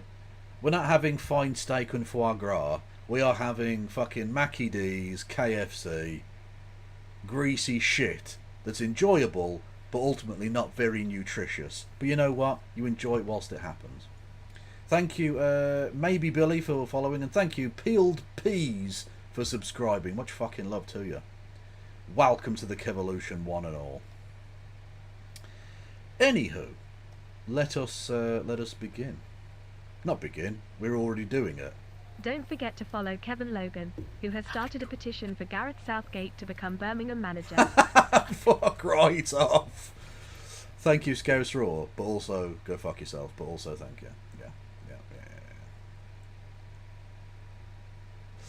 I assumed you were in the call and literally calling them scum when we raided in.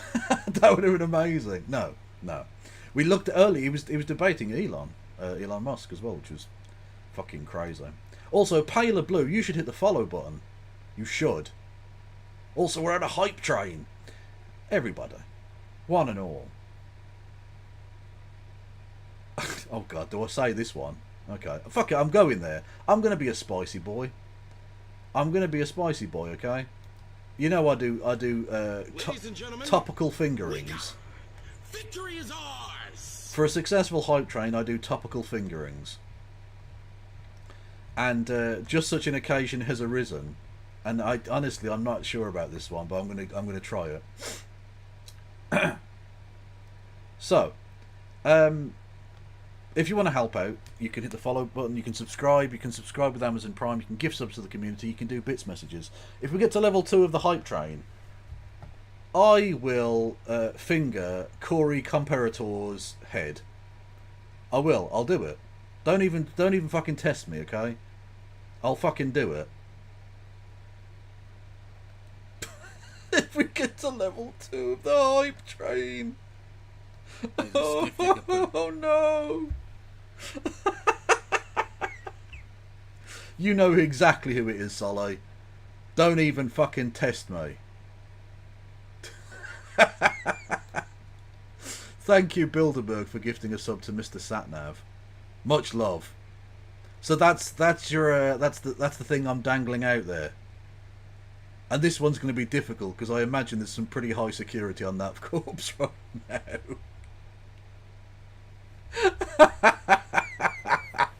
Is that giving or taking head? Oh, gastronomy. That's an amazing question. Jesus Christ. Oh. Not Trump's ear. Oh, I'm fucking dying. I'm actually dead. I'm so dead I might have to finger myself, frankly. Oh. Also, if it's dead person fingering dead person, does it even count? I think that's fine. I think that's a free pass, isn't it? Thank you, Rohack with bits. Thank you, by Pagan Man with bits, who says, not Trump's ear. No, not Trump's ear. No, it's too heavily guarded by a tampon on the side of his fucking face. And thank you, Peeled Peas. This BIS donation definitely coincidental. Well, we got to level 2. Yeah. I suppose if we get to level 3, I'll finger his ear as well. I don't fucking know. I'll finger Trump's ear. I'll finger the man's head. There's no way I'm ever making partner. It's not a pillow. It's clearly not a pillow. It's clearly a little tampon for his ear. In case of discharge. Look, you don't want a nice clean shirt being ruined for the second time in a week. What about Vance's beard? Well, no, what's about Vance's beard? What about Vance's fucking eyeliner? Like, he wears guy liner all the time. Don't get me wrong. We like a vice presidential pick who serves. But usually that's serving the people rather than serving fabulous popping eyes. Do you know what I mean?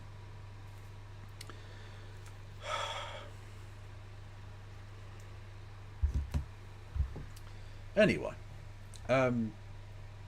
Oh yeah, also, can Liberals stop? Can Liberals actually stop? Just on a British one. No. A Keir Starmer Thug Life compilation. The Starmer Dick Riders are just on a different fucking level of existence, aren't they? They really are just the worst fucking people. The cringiest freaks ever. Fucking imagine now, that Kevin, shit. don't go losing your head. Like Corey did. Or get really into banging a couch like JD Vance. He did fuck a couch, apparently. Although he subsequently denied it, but like, motherfucker. The only person who needs to deny fucking a couch is a guy who probably fucked a couch. You know what I mean? I, as a person who've never fucked a couch, would never need to say I've never fucked a couch. Although I did just say that, so maybe I have fucked a couch. I don't even know.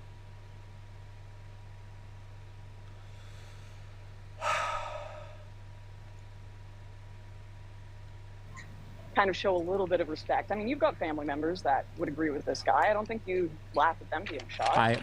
My mom and dad taught me around and find out as like a first principle of how to navigate the world. So if they ended up going to a rally like this, cheering for a insurrectionist dude or whatever, yeah, they deserve it 50 times over. They served in the Air Force. They know better. They took an oath to the Constitution to serve this country, not to serve a fucking king. Why the I don't know why you guys asked me this question. Like, what happened to your parents? Yeah, if they went to a crazy rally like this or something happened to them, it would be sad. I'd probably personally sad, but what the f am I going to say? Like, what do you expect to happen? Wait, you think attending a political rally is a fucking fuck around and find out scenario? I think that supporting a prior president that engaged in insurrection. Yeah, I'm tired of pretending like that's just like a normal, ordinary thing that you're supposed to accept as an American citizen. That's unhinged. That is insane to me. I have a question. Can I ask you a question? Sure. Do you honestly think that people, despite, like, yes, I have seen the tweets mentioning the word king. Do you think people want him as king for real? Yes. You don't think that you do? Well, for a start off, many of the people have literally said they want him as either a king or an emperor or whatever. And secondly, Trump has literally argued for having the powers and immunities from the law of a king, and his supporters still support him.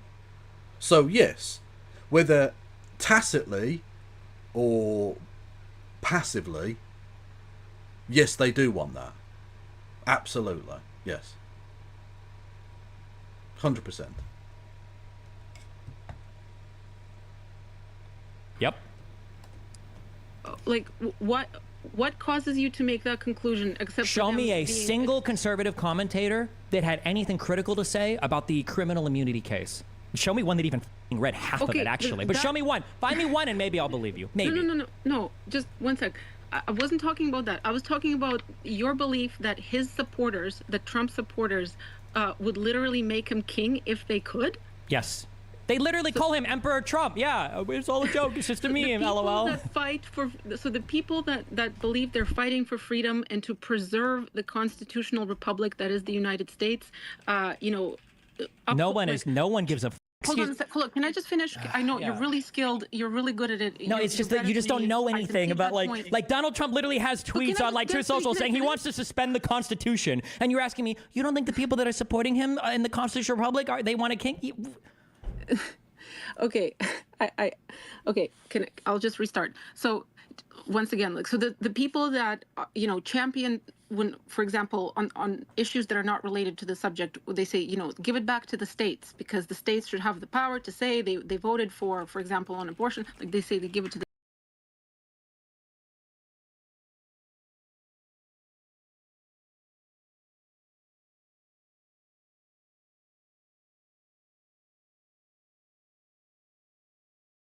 states. Is that not them upholding the constitutional republic and the process? No.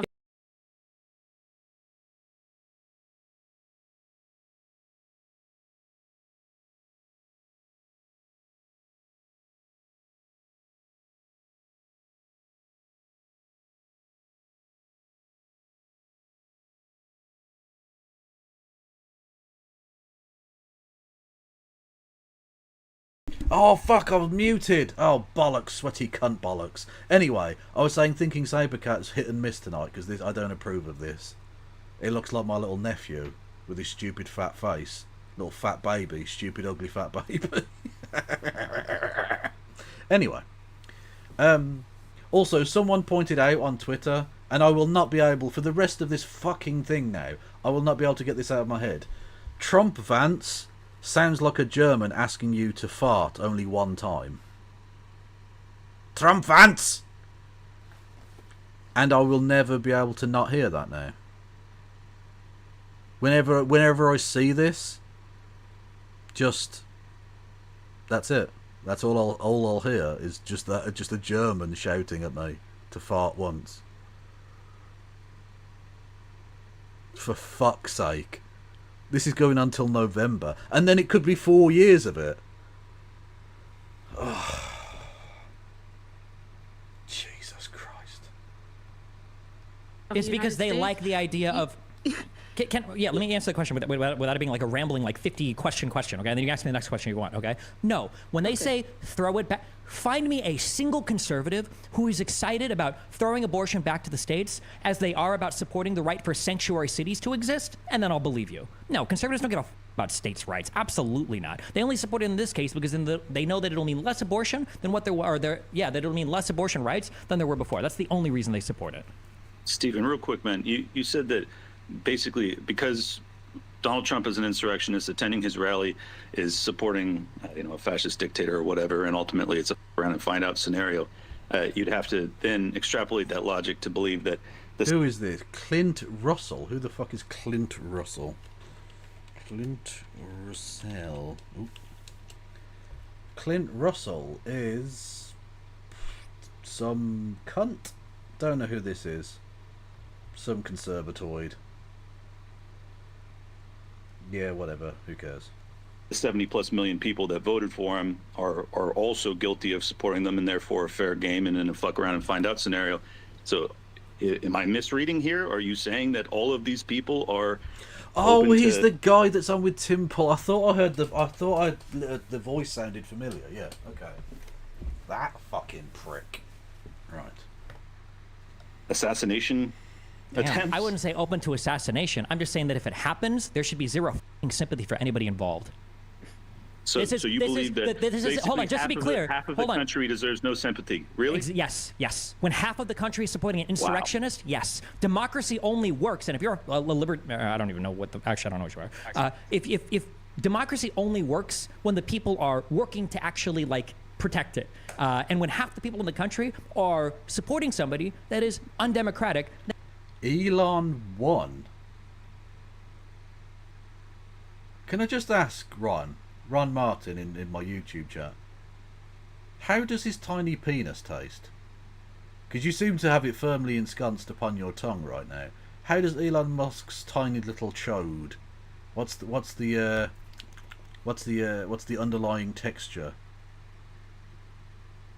Are you getting hints of nutmeg, or is it mainly just crusty cheese?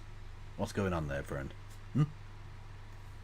Then no, I'm not going to sit here and you know, shed tears for people that end up being the victims of their own insane f***ing ideology. No, this is stupid. Why would I waste my time? There are way better things to cry over, like how f***ing horrible Game of Thrones turned out. I'm not going to sit here and lose sleep over dipshits that are getting offed as they engage in like insurrectionist supporting rhetoric. That's crazy.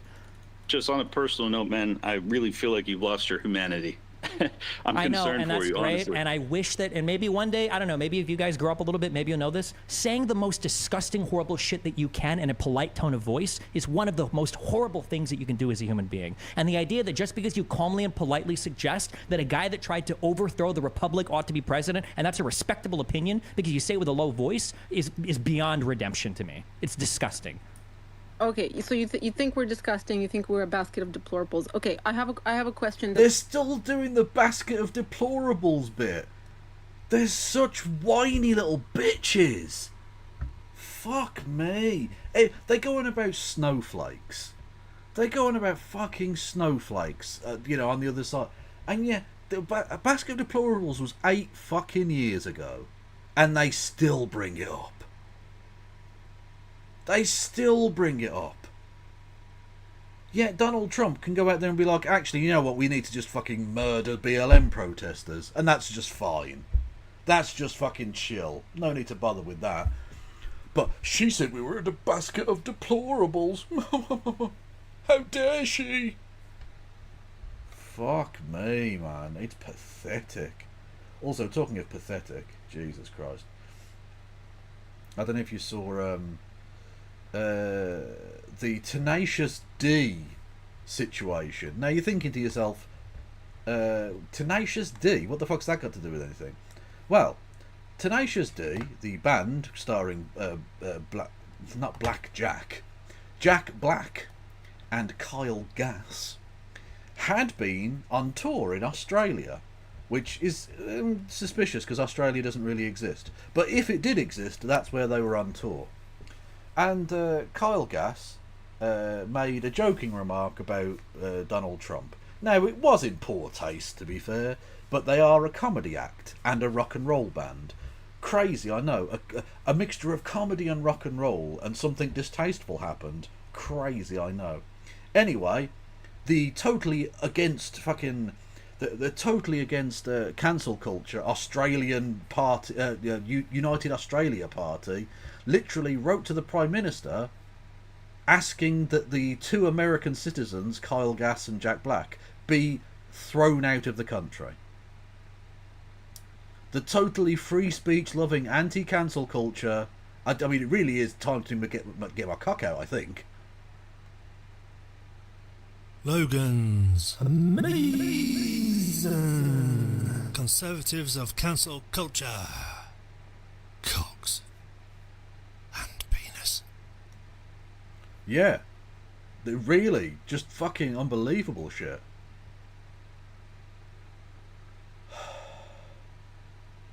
Absolutely mental. But then it gets even worse, right? Because they didn't even need to fucking kick him out of the country. They didn't need to revoke the visa and deport them or anything. Because Jack Black is a fucking bitch. So Jack Black put this out. I was blindsided by what was said of the show Sunday. I would never condone hate speech or encourage political violence in any form.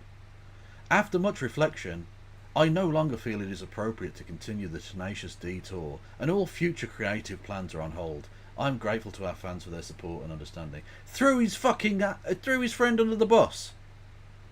This fucking little bitch threw his fucking long-term friend under the bus so that you can continue to be fucking Kung Fu Panda in all of the films.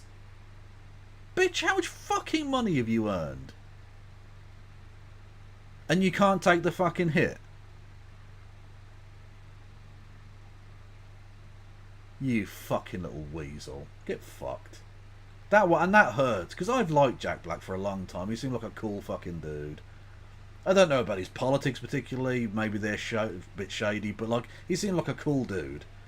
How rock and roll is that? Oh no! One of my bandmates said a slightly iffy joke on stage. Run away! Coca-Cola won't advertise on my films anymore. Boo-hoo! Fucking loser. Absolute fucking loser.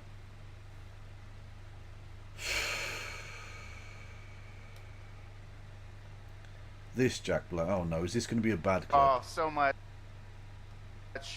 Except for Donald Trump's a piece of shit. Peace out, love you! Yeah, that guy. Yeah, that guy. Back when presumably he had a spine, I think, back then.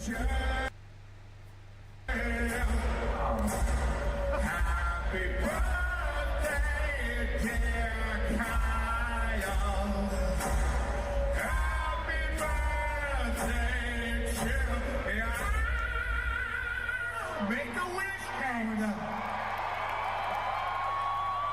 Don't miss Trump next time.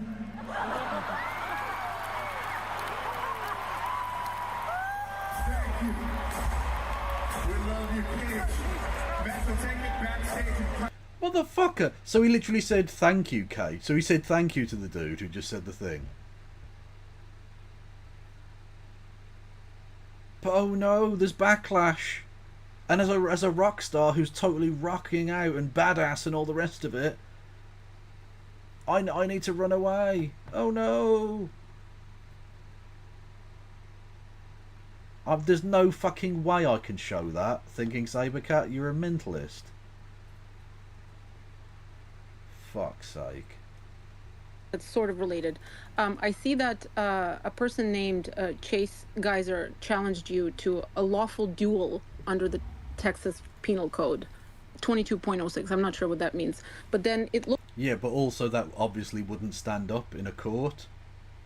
There's no way that's actually legal. Looks like you blocked him after that. Was there...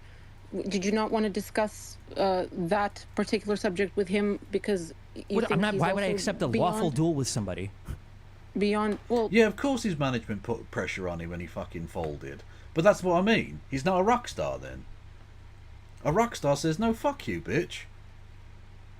This is my fucking brother. We've toured the world together. We've been playing songs for fucking 30 years with one another. Yeah, he said a dumb thing, and he came out and apologised the next day. He was like, yeah, I shouldn't have said that shit. That was fucked up. But he's thrown him under the bus. And even his fucking management, Carl Gass's agent, fucking dropped him. The fucking snakes have all...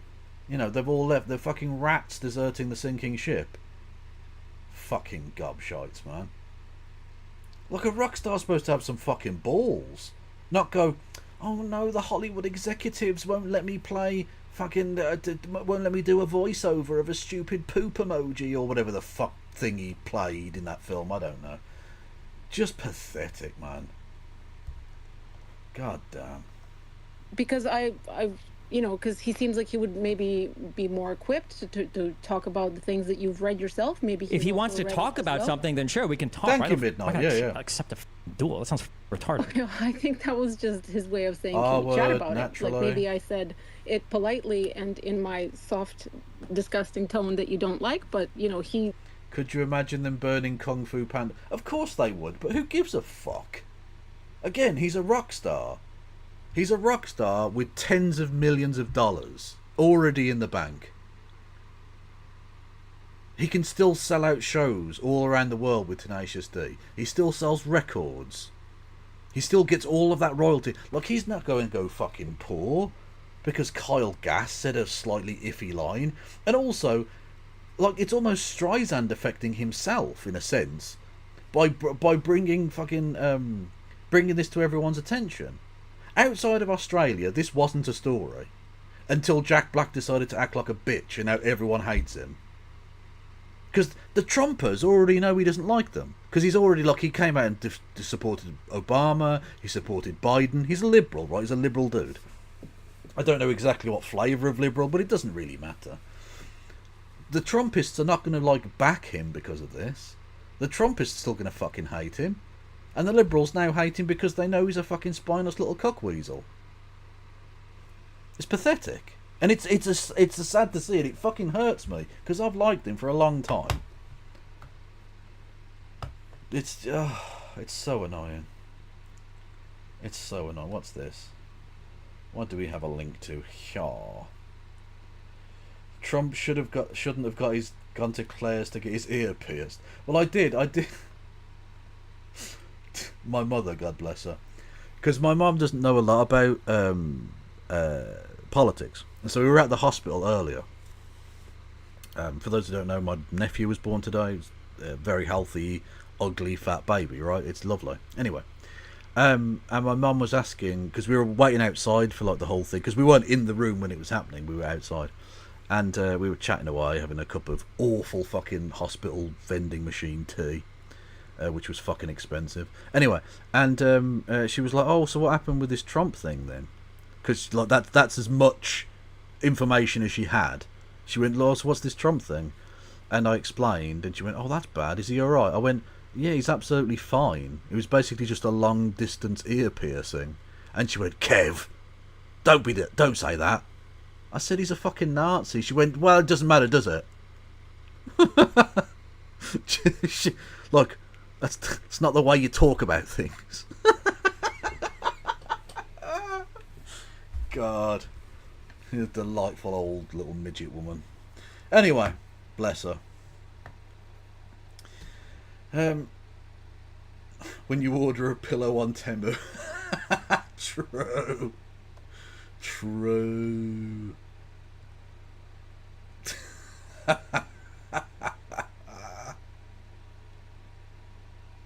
Love it. Love it.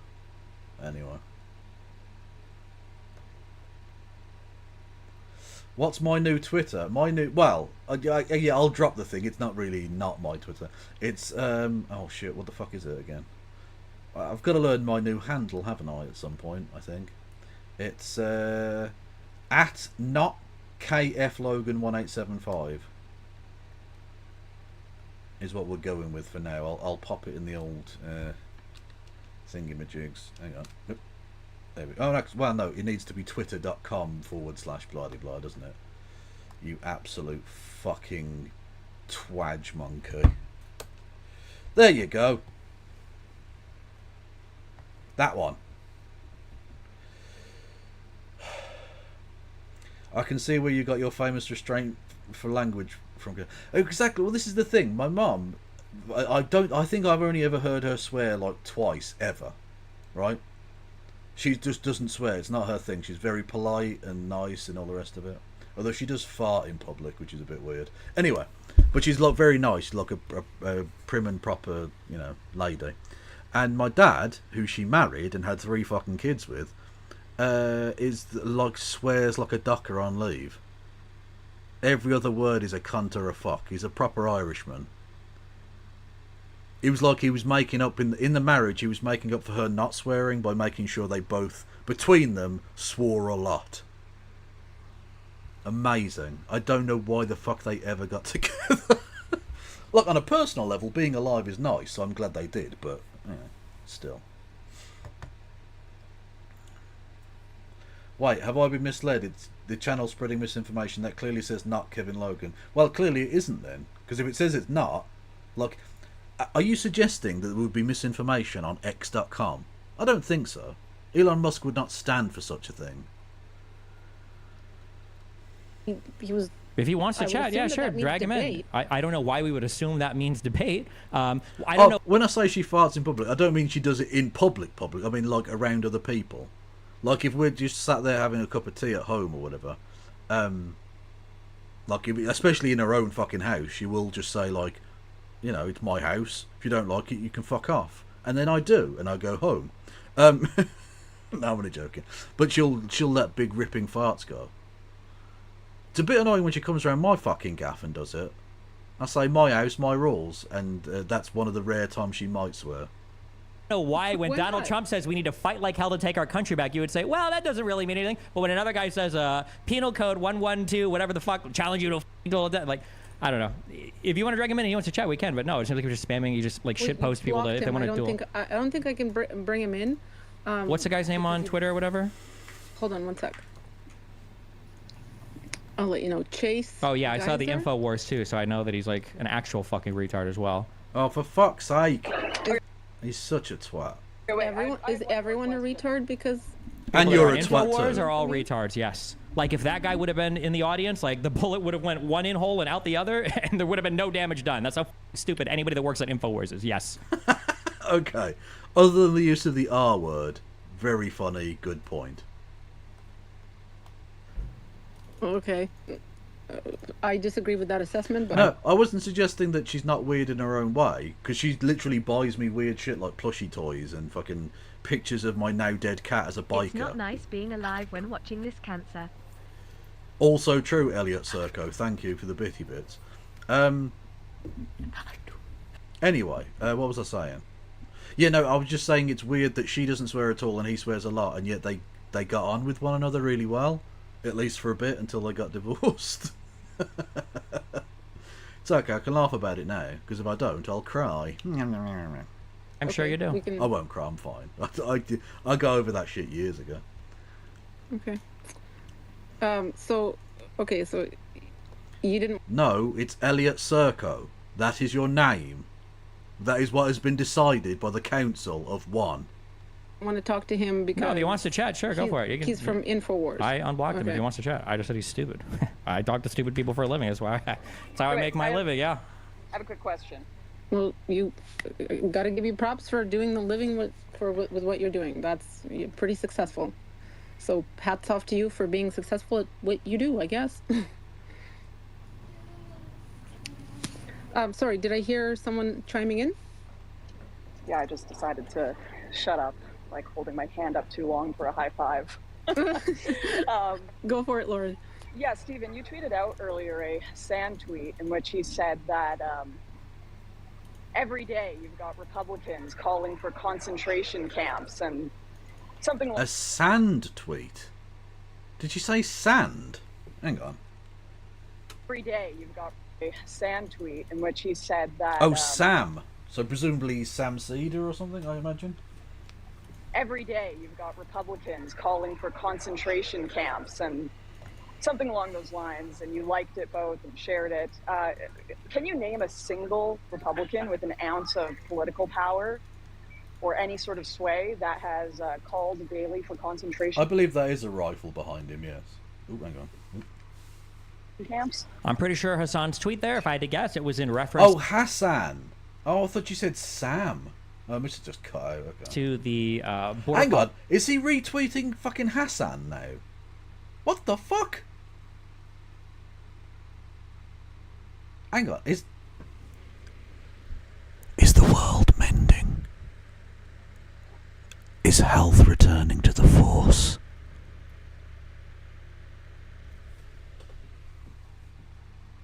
Are we about to see the reuniting of Hastane? I didn't see this. I did not see this character arc developing. Oh my good God. He'll have to do a new clip of him punching a desk saying, "Can someone tell Destiny he stopped lying? Stopped lying, dude. Like, dude. Still not lying." Wait until he starts retweeting Voosh. Oh no. Oh my God. I think that might be one of the signs of the apocalypse, though, so let's hope he doesn't. Jesus. Policies that Donald Trump has where we're separating people at the border and then keeping them locked up in facilities that were understaffed. Pretty sure that's what that reference Do is you to. think that those are concentration camps? I mean, definitionally, they might have been. I'm not sure. Probably, I don't know. I wouldn't call them that, but... Do you think, I mean, you just liked and shared a tweet referring to them as concentration camps. Do you think they are concentration camps or not? I don't think that I'm going to account for the exactness of a particular insult that's used against a side that doesn't even acknowledge what happened on January 6th. So if there was a person that wanted to critique the particular way that a word or term or definition is used, it sure as wouldn't be somebody on the right. Absolutely not. Well, I thought your whole qualms with all of this is that... Oh yeah, you're under no illusion. This is just a new content arc for him. Yeah. Because this, and it's, to be fair, it's quite a long-running one as well, because he's got till November at the very least, and then possibly 4 years if Trump gets in, of being this guy, right? Of being the fuck Trump guy. And it fits with the fact that, generally speaking, he's a Biden supporter anyway. So it's not like he's having to, like, particularly throw any of his ideas under the bus, necessarily. He just has to pivot away from, like, having nice little sandwiches and lemonade at home with Nick Fuentes, and be more like, oh, I'll just retweet Hassan now. That's the kind of optical change he has to make. But other than that, he just gets to shout at dickheads on the internet and get content out of it, you know? I mean, we're watching, aren't we? So, like, we're playing into the thing, but that's the way it goes. The content industrial complex is what it is, you know? Yeah, and Trump has wanted to put homeless people in camps, yeah. And has called for the prosecution of his political enemies, you know? That's not just prison, that becomes a concentration camp at that point, yeah. Aren't actually reading the documents. They don't understand. No, my qualms with right-wingers is they are anti-American, they don't support the Constitution, they don't support the country that they're... No, I think he is actually a Biden supporter, yeah.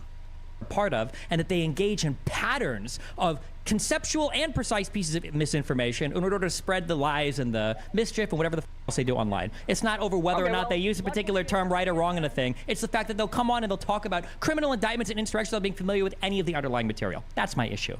Well, luckily I'm a Canadian, and you've got a Canadian asking you. Don't worry, there's a lot of them in here. Concentration camps, and it sounds like you're just going to be out here tweeting inflammatory rhetoric with... Right now? Yeah, I basically am. I think so, yeah. Yeah, that you don't even believe in. You don't think they're concentration camps. I think it was funny. It was funny enough to... It was funny enough to... It's your side. Well, that's the rules of discourse that the right has said. So, yeah, why not have a little bit of fun? They can't have all the fun in this country, right?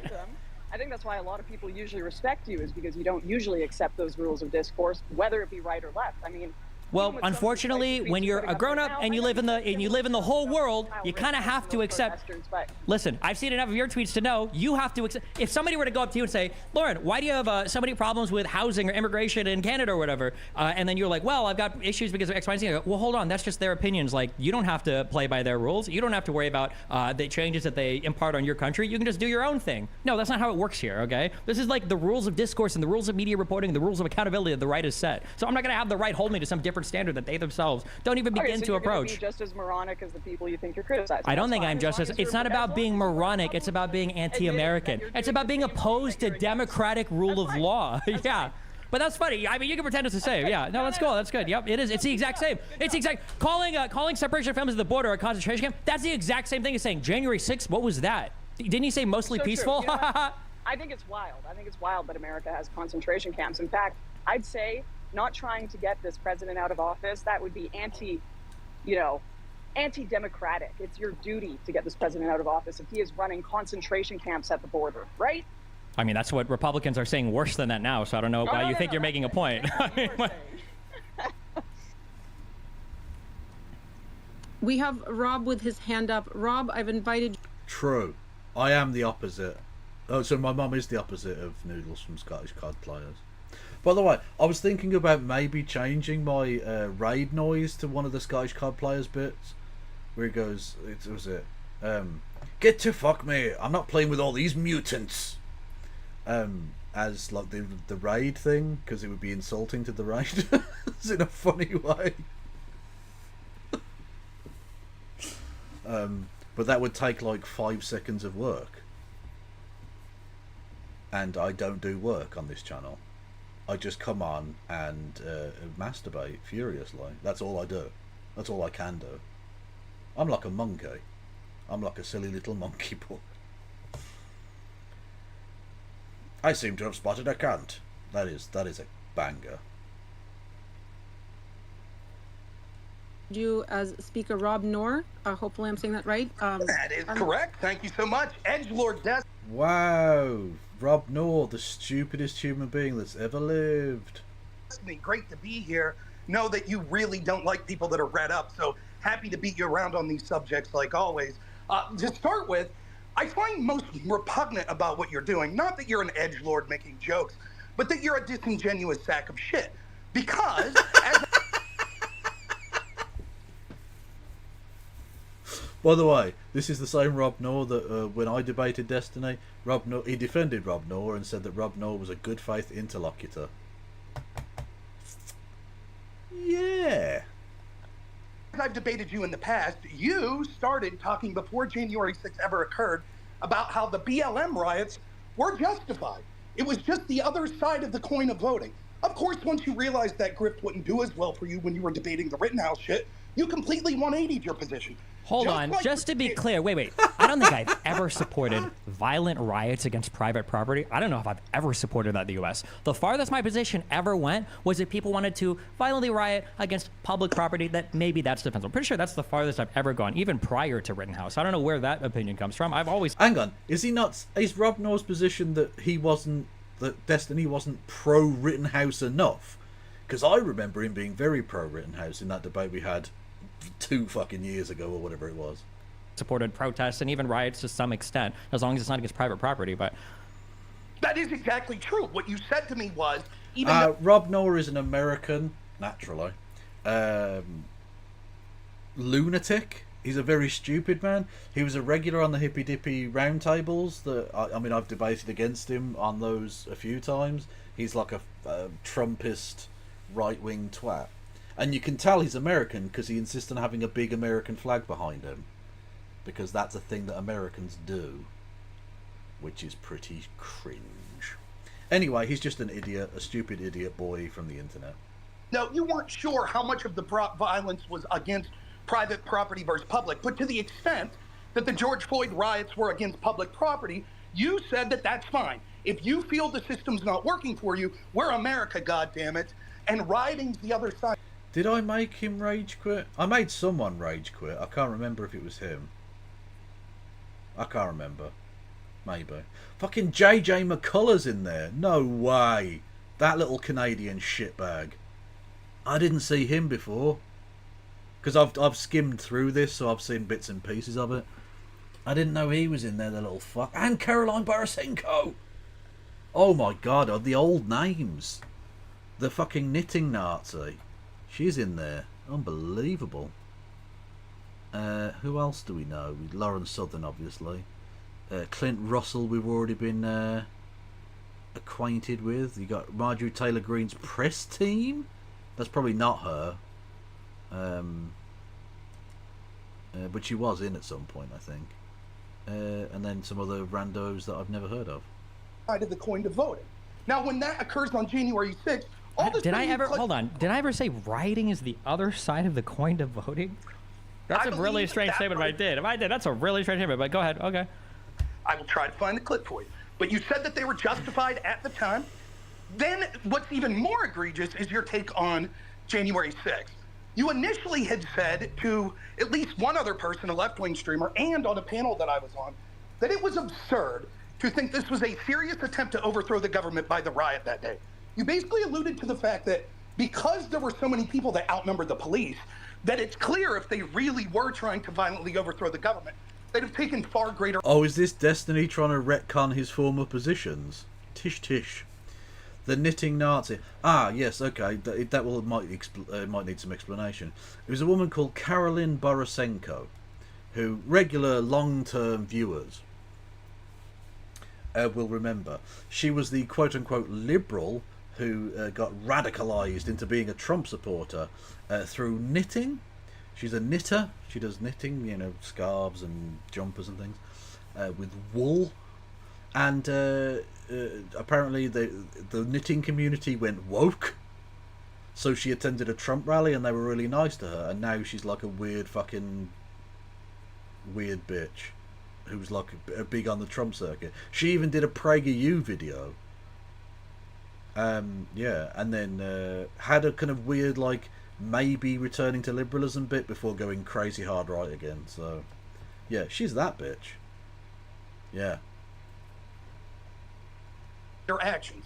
Now you're suggesting that people that disagree with your new position that this was clearly an insurrection are people that are fucking around and should find out because they can't call it out.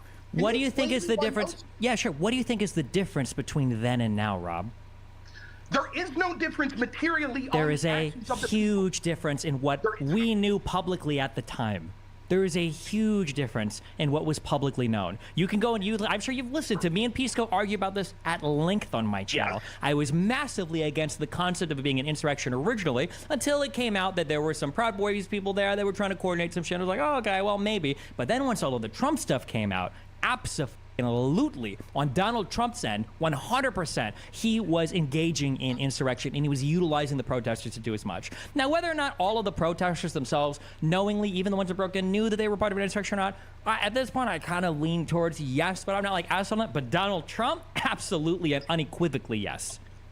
The difference is the actions that were taken by people that day are what would constitute an insurrection. And those actions have been on display for you to see the public evidence of the day of January 6th and all throughout after that. And you correctly came to the conclusion that it was... Oh yeah, JJ McCullough's a piece of shit. Don't be bought in by JJ McCullough's like nice, like, oh, here's just some fun facts about a topic thing videos that he does, where he tries to appeal as a nice boy. He's a right-wing cunt. He's a very unpleasant human being, actually. Yeah. He's a prick. The riot that got out of hand. Now, let's say that you think because of evidence, you even specifically said, of course, there might have been some Proud Boy type people there LARPing. They might have done some bad shit, but the overwhelming majority of the people that were there, it was not a serious attempt to overthrow the government. It was a riot. Now, let's say that you've since heard evidence of things Donald Trump did. That doesn't change whether the action itself was an insurrection. You have no evidence that Trump willfully told those people to go be violent. And in fact, the irony is, hold on. Donald Trump invited all of those people to Washington to give a speech on the 6th at the same time that he had given Pence 7 false slates of electors and pressured him to accept them, and then he sent them all to the Capitol building, I guess, hopefully to protest to delay the certification of the vote. And as it was being delayed, he made calls to the lawmakers continuing to try to delay the certification of the vote. And the people at the White House, or at the Capitol building, were using violence as part of the protest/riot. That's an insurrection. That is not an insurrection. And if you call that an insurrection and narrow the definition as such, then you would have to admit that things like May 31st, 2020, where there were violent left-wingers that, unlike January 6th, used lethal weapons, injured 47 guards, burned down a guard station, and attempted to get into the White House, to the point where Trump had to be removed into a bunker, which then many on the left, including Joe Biden, mocked him for having to go to the bunker. Hang on. They killed... Did he say they killed 47 guards? Hang on, what? Left-wingers that, unlike January 6th, used lethal weapons, injured 47 guards. Oh, injured 47 guards. What the fuck are you talking about? So there was a protest at which some fucking police officers got injured. Okay. Burned down a guard station and attempted to get into the White House, to the point where Trump had to be removed into a bunker, which then many on the left, including Joe Biden, mocked him for having to go to the bunker. That would also be an insurrection. And one of the points I want to Rob, just as a quick thing, okay? All right, this is the difference between me and every single spineless on the right. If you were to give me an example of this, and if the examples were to lay out the criteria that I've set forth for an insurrection, what do you think I would say? Well, you know of this. I would think you would say that there are some... Has he developed a lisp, or is it just like a bad line? Because he never used to do this, did he? Like in the Bowling Green Massacre. True. Lovely old memes. Lovely old memes. I don't know why I did a sheep noise. Fuck it. It happened. Let's go. Some sort of meaningless differentiations, because no two situations will ever be completely analogous. Oh, okay. Well, that's not true. What I would say, and I'll say it right now, that's not true. It's funny that you think that there's a shortage of criticism for BLM or whatever on my side, when that's one of the things I'm the most criticized for. That's hilarious. But no, if you were to show me that there was some organized group of people who were trying to circumvent or overthrow some government process, and that they did so in a means that incorporated violence, I'd probably say, oh, wow, I guess that could probably qualify as an insurrection too. Sure, that's probably what I would say, if assuming I saw the evidence. Okay, then real quick, because the FBI decided not to have a massive task force, because Democrats seemed to say it was mostly peaceful, the National Guard shouldn't be deployed, et cetera, because that investigation didn't take place, use your best judgment. What do you think a bunch of violent... Also, like, let's take his narrative at face value. It's probably, well, it's not just probably, it is bullshit. I know it's bullshit. That's some people rioting.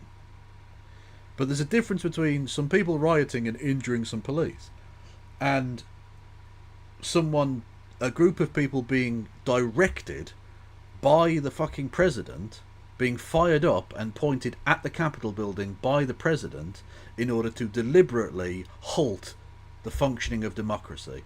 That is a very significant difference. The institutional power of the presidency directed at stopping the functioning of democracy is different than some fucking randos rioting. Do you see? You see there's a very significant difference as to why one is an insurrection and one is a riot. Ladies and gentlemen, we got him. Victory is ours. Just a thought for you.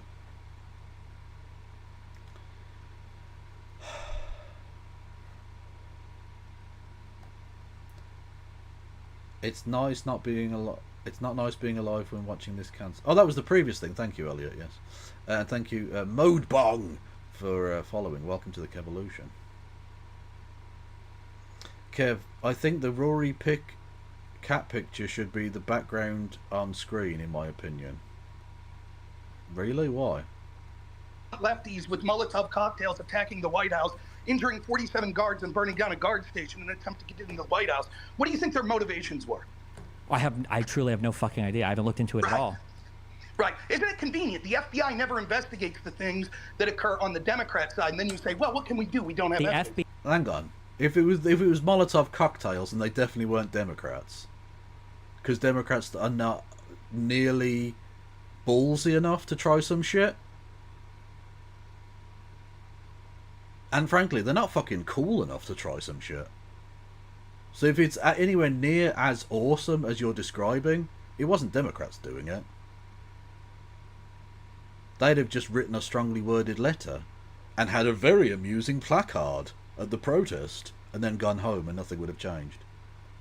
FBI never investigates. Hold on, I'm sorry. What did Hunter Biden get convicted of?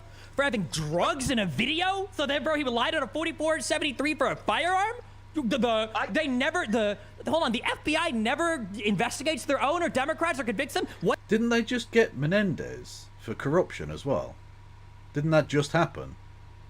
What was the whole was it the, not Durham, what was the thing about Biden and the documents or whatever, that whole special counsel or whatever that was appointed by Merrick Garland, the Democrat DOJ? And I'm sorry, who did Donald Trump pardon? Every single person that got convicted that was part of him? How the are you trying to say there's a double standard here that doesn't exist on the Republican side? You're insane, Rob. The rapidity in raising your voice is unimpressive to me. I could do it just as well. Do it then. Go knock yourself out. Nonetheless, right? No, it's clear. For example, let's take those one by one. The investigation into Biden, it was covered up from the get-go. The only reason that it ever resulted in any charges was because two whistleblowers from the IRS outed the fact that the FBI was covering for this. Now we know the CIA was as well. Then a judge blew apart the sweetheart plea deal that was given to Hunter Biden. So with egg on their face, they charged him with the most meaningless crime that couldn't be connected to his father and their family, which was a gun charge when he was high, which I don't even think he should have been charged for. Was it that, hold on, this happened under Donald Trump's administration. Wouldn't it have been his FBI? Yes, his same FBI that wanted an insurance policy and preventing him. The same FBI that for 4 years leaked to the press and illegally spied on him. Yes. The same FBI where Comey came out and he made statements to the press about Hillary's email usage in a totally unprecedented manner. The same FBI that had. Are you going to clown yourself on this again after the last time I clowned you on this? Oh my God. You're wrong? Sure, everyone in the audience, me and Destiny went back and forth for over an hour on this, and the IG report showed that actually the reason that Comey did that and then had to come out later and re-announce the opening of the Hillary investigation was because the FBI intentionally sat on the fact that there were more emails on Anthony Weiner's laptop. Your entire argument hinges, and the same thing that you just put forth now hinges on the idea that one or two whistleblowers can force the hand of a three-letter to make anything public, ignoring the fact that people like Julian Assange have been like fucking pushed out of the country for like over a fucking decade. You're telling me that the FBI or whatever, they're so corrupt that they can engage in all this cover, that they'd be pressured to have one or two whistleblowers make the media like force them to release shit? They can just ignore it, and American minds will move on in literally one fucking week. So you see how Destiny laments when he's talking to left-wingers that don't understand the facts of the case, how they're uninformed. But when pressed and someone's more informed of these IG reports than him that show this is exactly what happened, that Comey himself admitted that the reason he came out was because there was this whistleblower that was going to come out, and he was afraid that the FBI would have an albatross on their neck because the American people would be furious after the election to find out that there was an allegation that the FBI sat on. Jesus Christ, Rob Knorr is literally, he is that meme, isn't he, of the guy with the fucking string on the board, like connecting all of the fucking dots that aren't there. He's a fucking lunatic, just ranting. Thank you, Elliot Serco, for gifting a sub to Solitary Man in Black. Much love. Evidence of Hillary's potential criminality, and he got blown up in that debate. He knows it, but he defaulted. By the way, Destiny's chat are really fucking scummy. I've just seen at least 2 people say "kill yourself, Rob Knorr" in his fucking chat. Fucking hell. Yikerinos. False to these meaningless platitudes is saying, well, there could never be corruption. He just got up and left.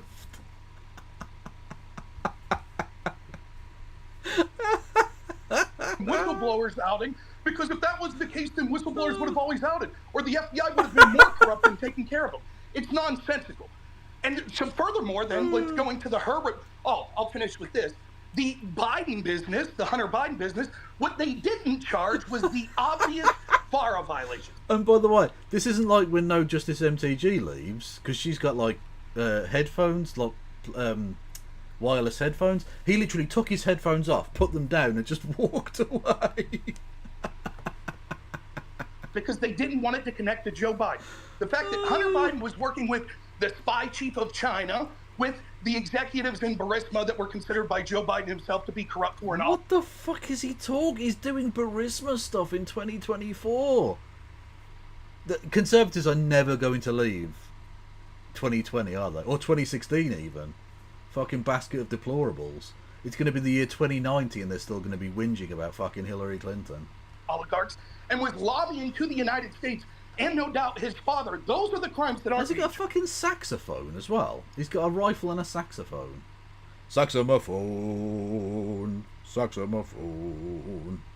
Okay, sorry, hold on. I stepped away for a minute. I'm so sorry. I know that you were doing your whole rant. I'm very good at it. Relating to the insurrection stuff, do you agree that Donald Trump tried to get 7 false slates of electors? I would call them alternate slates, but yes. Hold on. They were not certified or appointed by the state legislatures. Do you acknowledge that they were fraudulent slates? That when they signed the papers that said that we assembled at City Hall and we are the State Assembly and we are the duly appointed blah blah blah, that was a lie. They were fraudulent. I will say this. Unlike you, I will stay on the topic that you're desperately trying to change to because you're getting blown out on the other side. Hold on, excuse me. The whole point of this call wasn't to debate every single AGI report and everything that Rob Knorr wanted to talk about. That was the point of this fucking call. The point of this was... You brought up Hunter Biden. The point of this... And then when you get blown out... No, it's not about getting blown out. The point of this... Not to interrupt each other. Let each other speak, please. I don't want to mute anyone because Destiny, you said you don't want to be muted. I'm trying to respect that wish because you agreed to come on and I really appreciate it. Can you guys just let each other finish sentences? Just like a little bit more than you are. It's hard to hear you guys. Sure. The topic of this space, the thing that I came here to discuss, was not every single prior AGI report. It was the Trump insurrection stuff. That's what we were talking about with Kat. That's what I'm talking about right now. Do you think that Donald Trump did 7 false slates of electors? I think he did alternate slates of electors that his team recommended as a legal strategy. That was a potential to go through. Yeah, and it wasn't legal. Obviously. It was fraudulent. Because he felt that the election was fraudulently taken from him and that courts were unwilling to hear cases that he truly believed in. Would you support President Biden if he SEAL Team 6 Donald Trump? Because he thinks he legitimately thinks what if he legitimately thinks he's a threat to the nation? I would not support that. I would not have supported Donald Trump if he did the same to Joe Biden. Well, Now, but you did support. Why would you support Donald Trump? No, we don't need an analogy. We don't need an analogy. Why would you support Donald Trump creating false slates of electors? But so let's do the analogy. Would I support Joe Biden using a false slate of electors? No, it doesn't count now. It doesn't. Wait, no? Let me answer, please. I would be pissed off. I would say that that's terrible. I wouldn't think that it's criminal. I think that what would happen would be that this was an attempt. So what Donald Trump did was terrible then, even if you don't think it was illegal. You fucking idiot. To have a legal challenge to the election that was a Hail Mary. I think that had Trump been successful and Mike Pence gone through with this, it would have went to the courts. The courts would have quickly said, we don't see evidence of any sort of cheating. Hold on, wait. I'm sorry, wait. One step at a time before you do your whole weird revision bullshit, okay? So you admit that the initial 7 slates, those were not authorized by the state assemblies, right? I do believe that's the case, yes. Okay, so they were fraudulent. I don't know why you're saying alternate. Wait. They were... Just to be autistic, 2 of those out of the 7 did specifically write on them that they were alternates to the main person and only... So? The fuck? Lawrence, shut the... I mean, honestly, Lawrence, shut the fuck up. Can you go back to just not existing anymore? Can you just go back to being completely silent as you were for years? That was sweet relief, wasn't it? To be brought in if it was found that they were the legitimate electors. I would have to read that. I that wouldn't was trust. Pennsylvania and New Mexico. Okay, I would have to go and read that. I definitely wouldn't trust hearing that secondhand. But regardless, they were filled out. They claimed on the things. I guess maybe on 2 of them they didn't. So maybe 5 were false. Okay. When these were sent to Congress, the goal wasn't to have a legitimate debate over the election and whether or not there was voter fraud. They were trying to commit fraud, Rob. Right? They weren't looking to have a substantive debate on the floor about whether or not voter fraud had occurred. They were trying to push their own fraudulent electoral votes.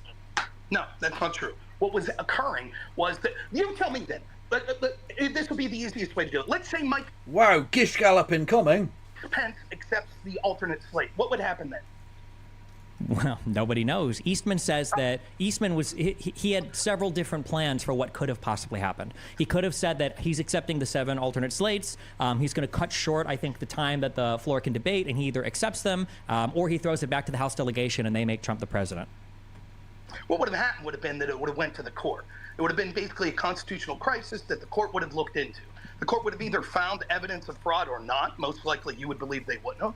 And the election would have went to Joe Biden. Hold on. No, hold on. I'm so sorry. This was not written in any of the Eastman memos. This wasn't the goal. The goal was to get the House delegation to make Trump the president or to get Pence to just choose the false elector slates and for him to make Trump the president. That was the goal.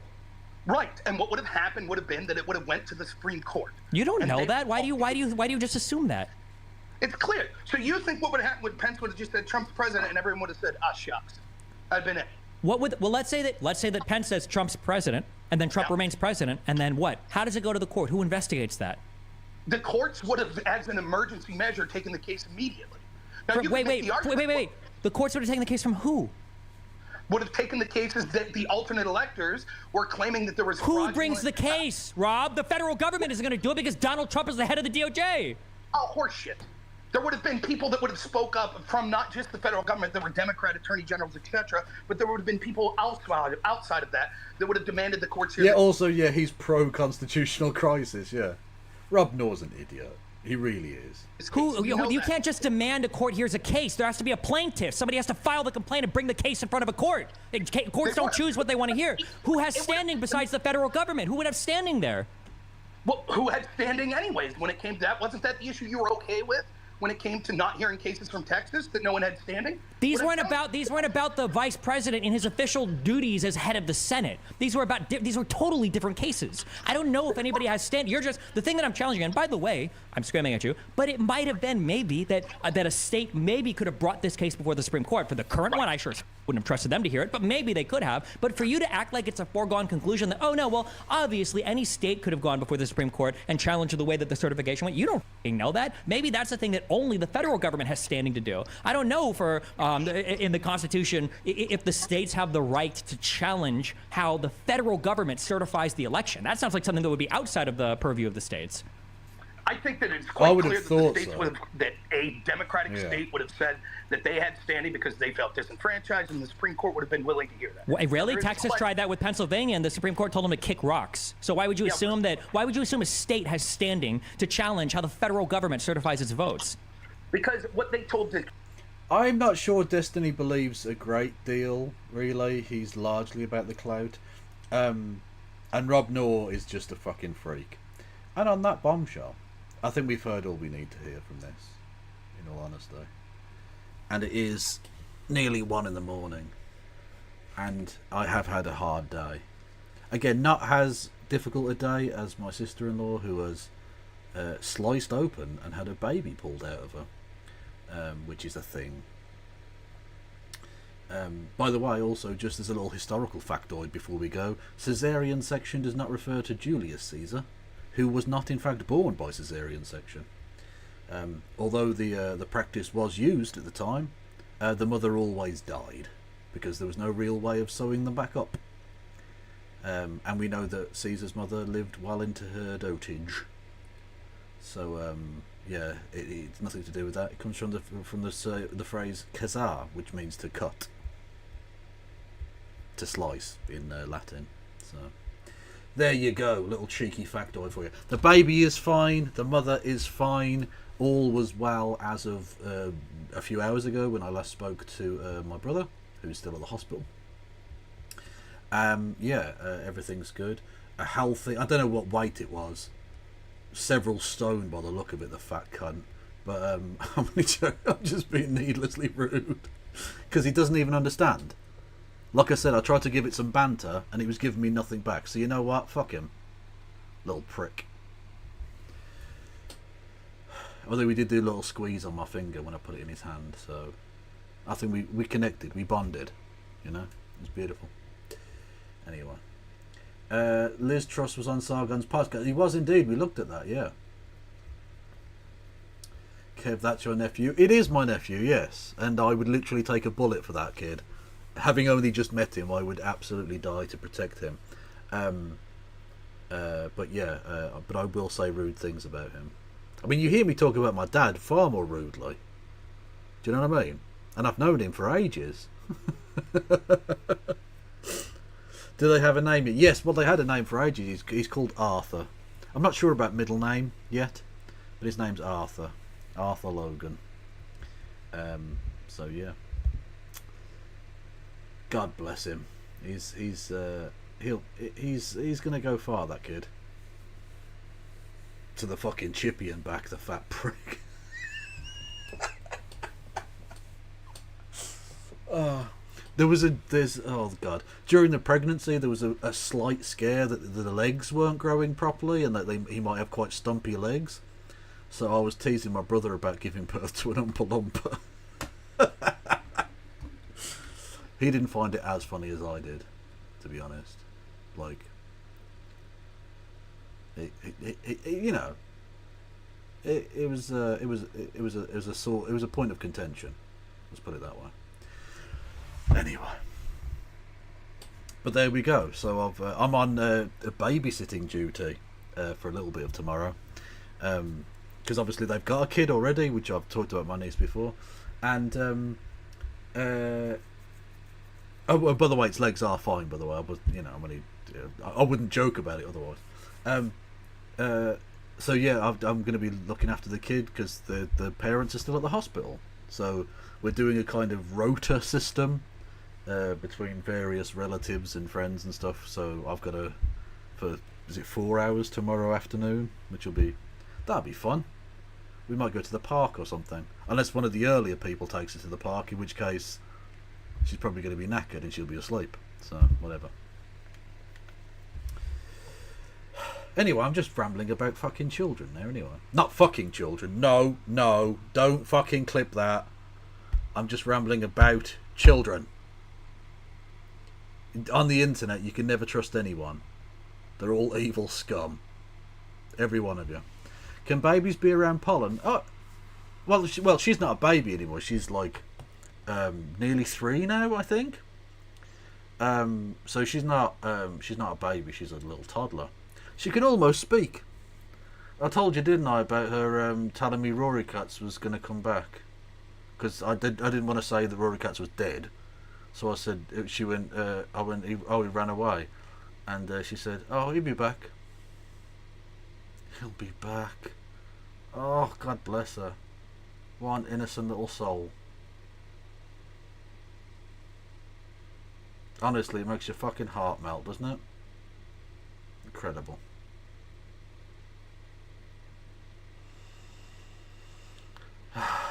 Anyway, I'm gonna fuck off. Who's going on Twitch that I can send everyone over to? We haven't been over to Adrian Vixen for a little while, so go and say hello to them.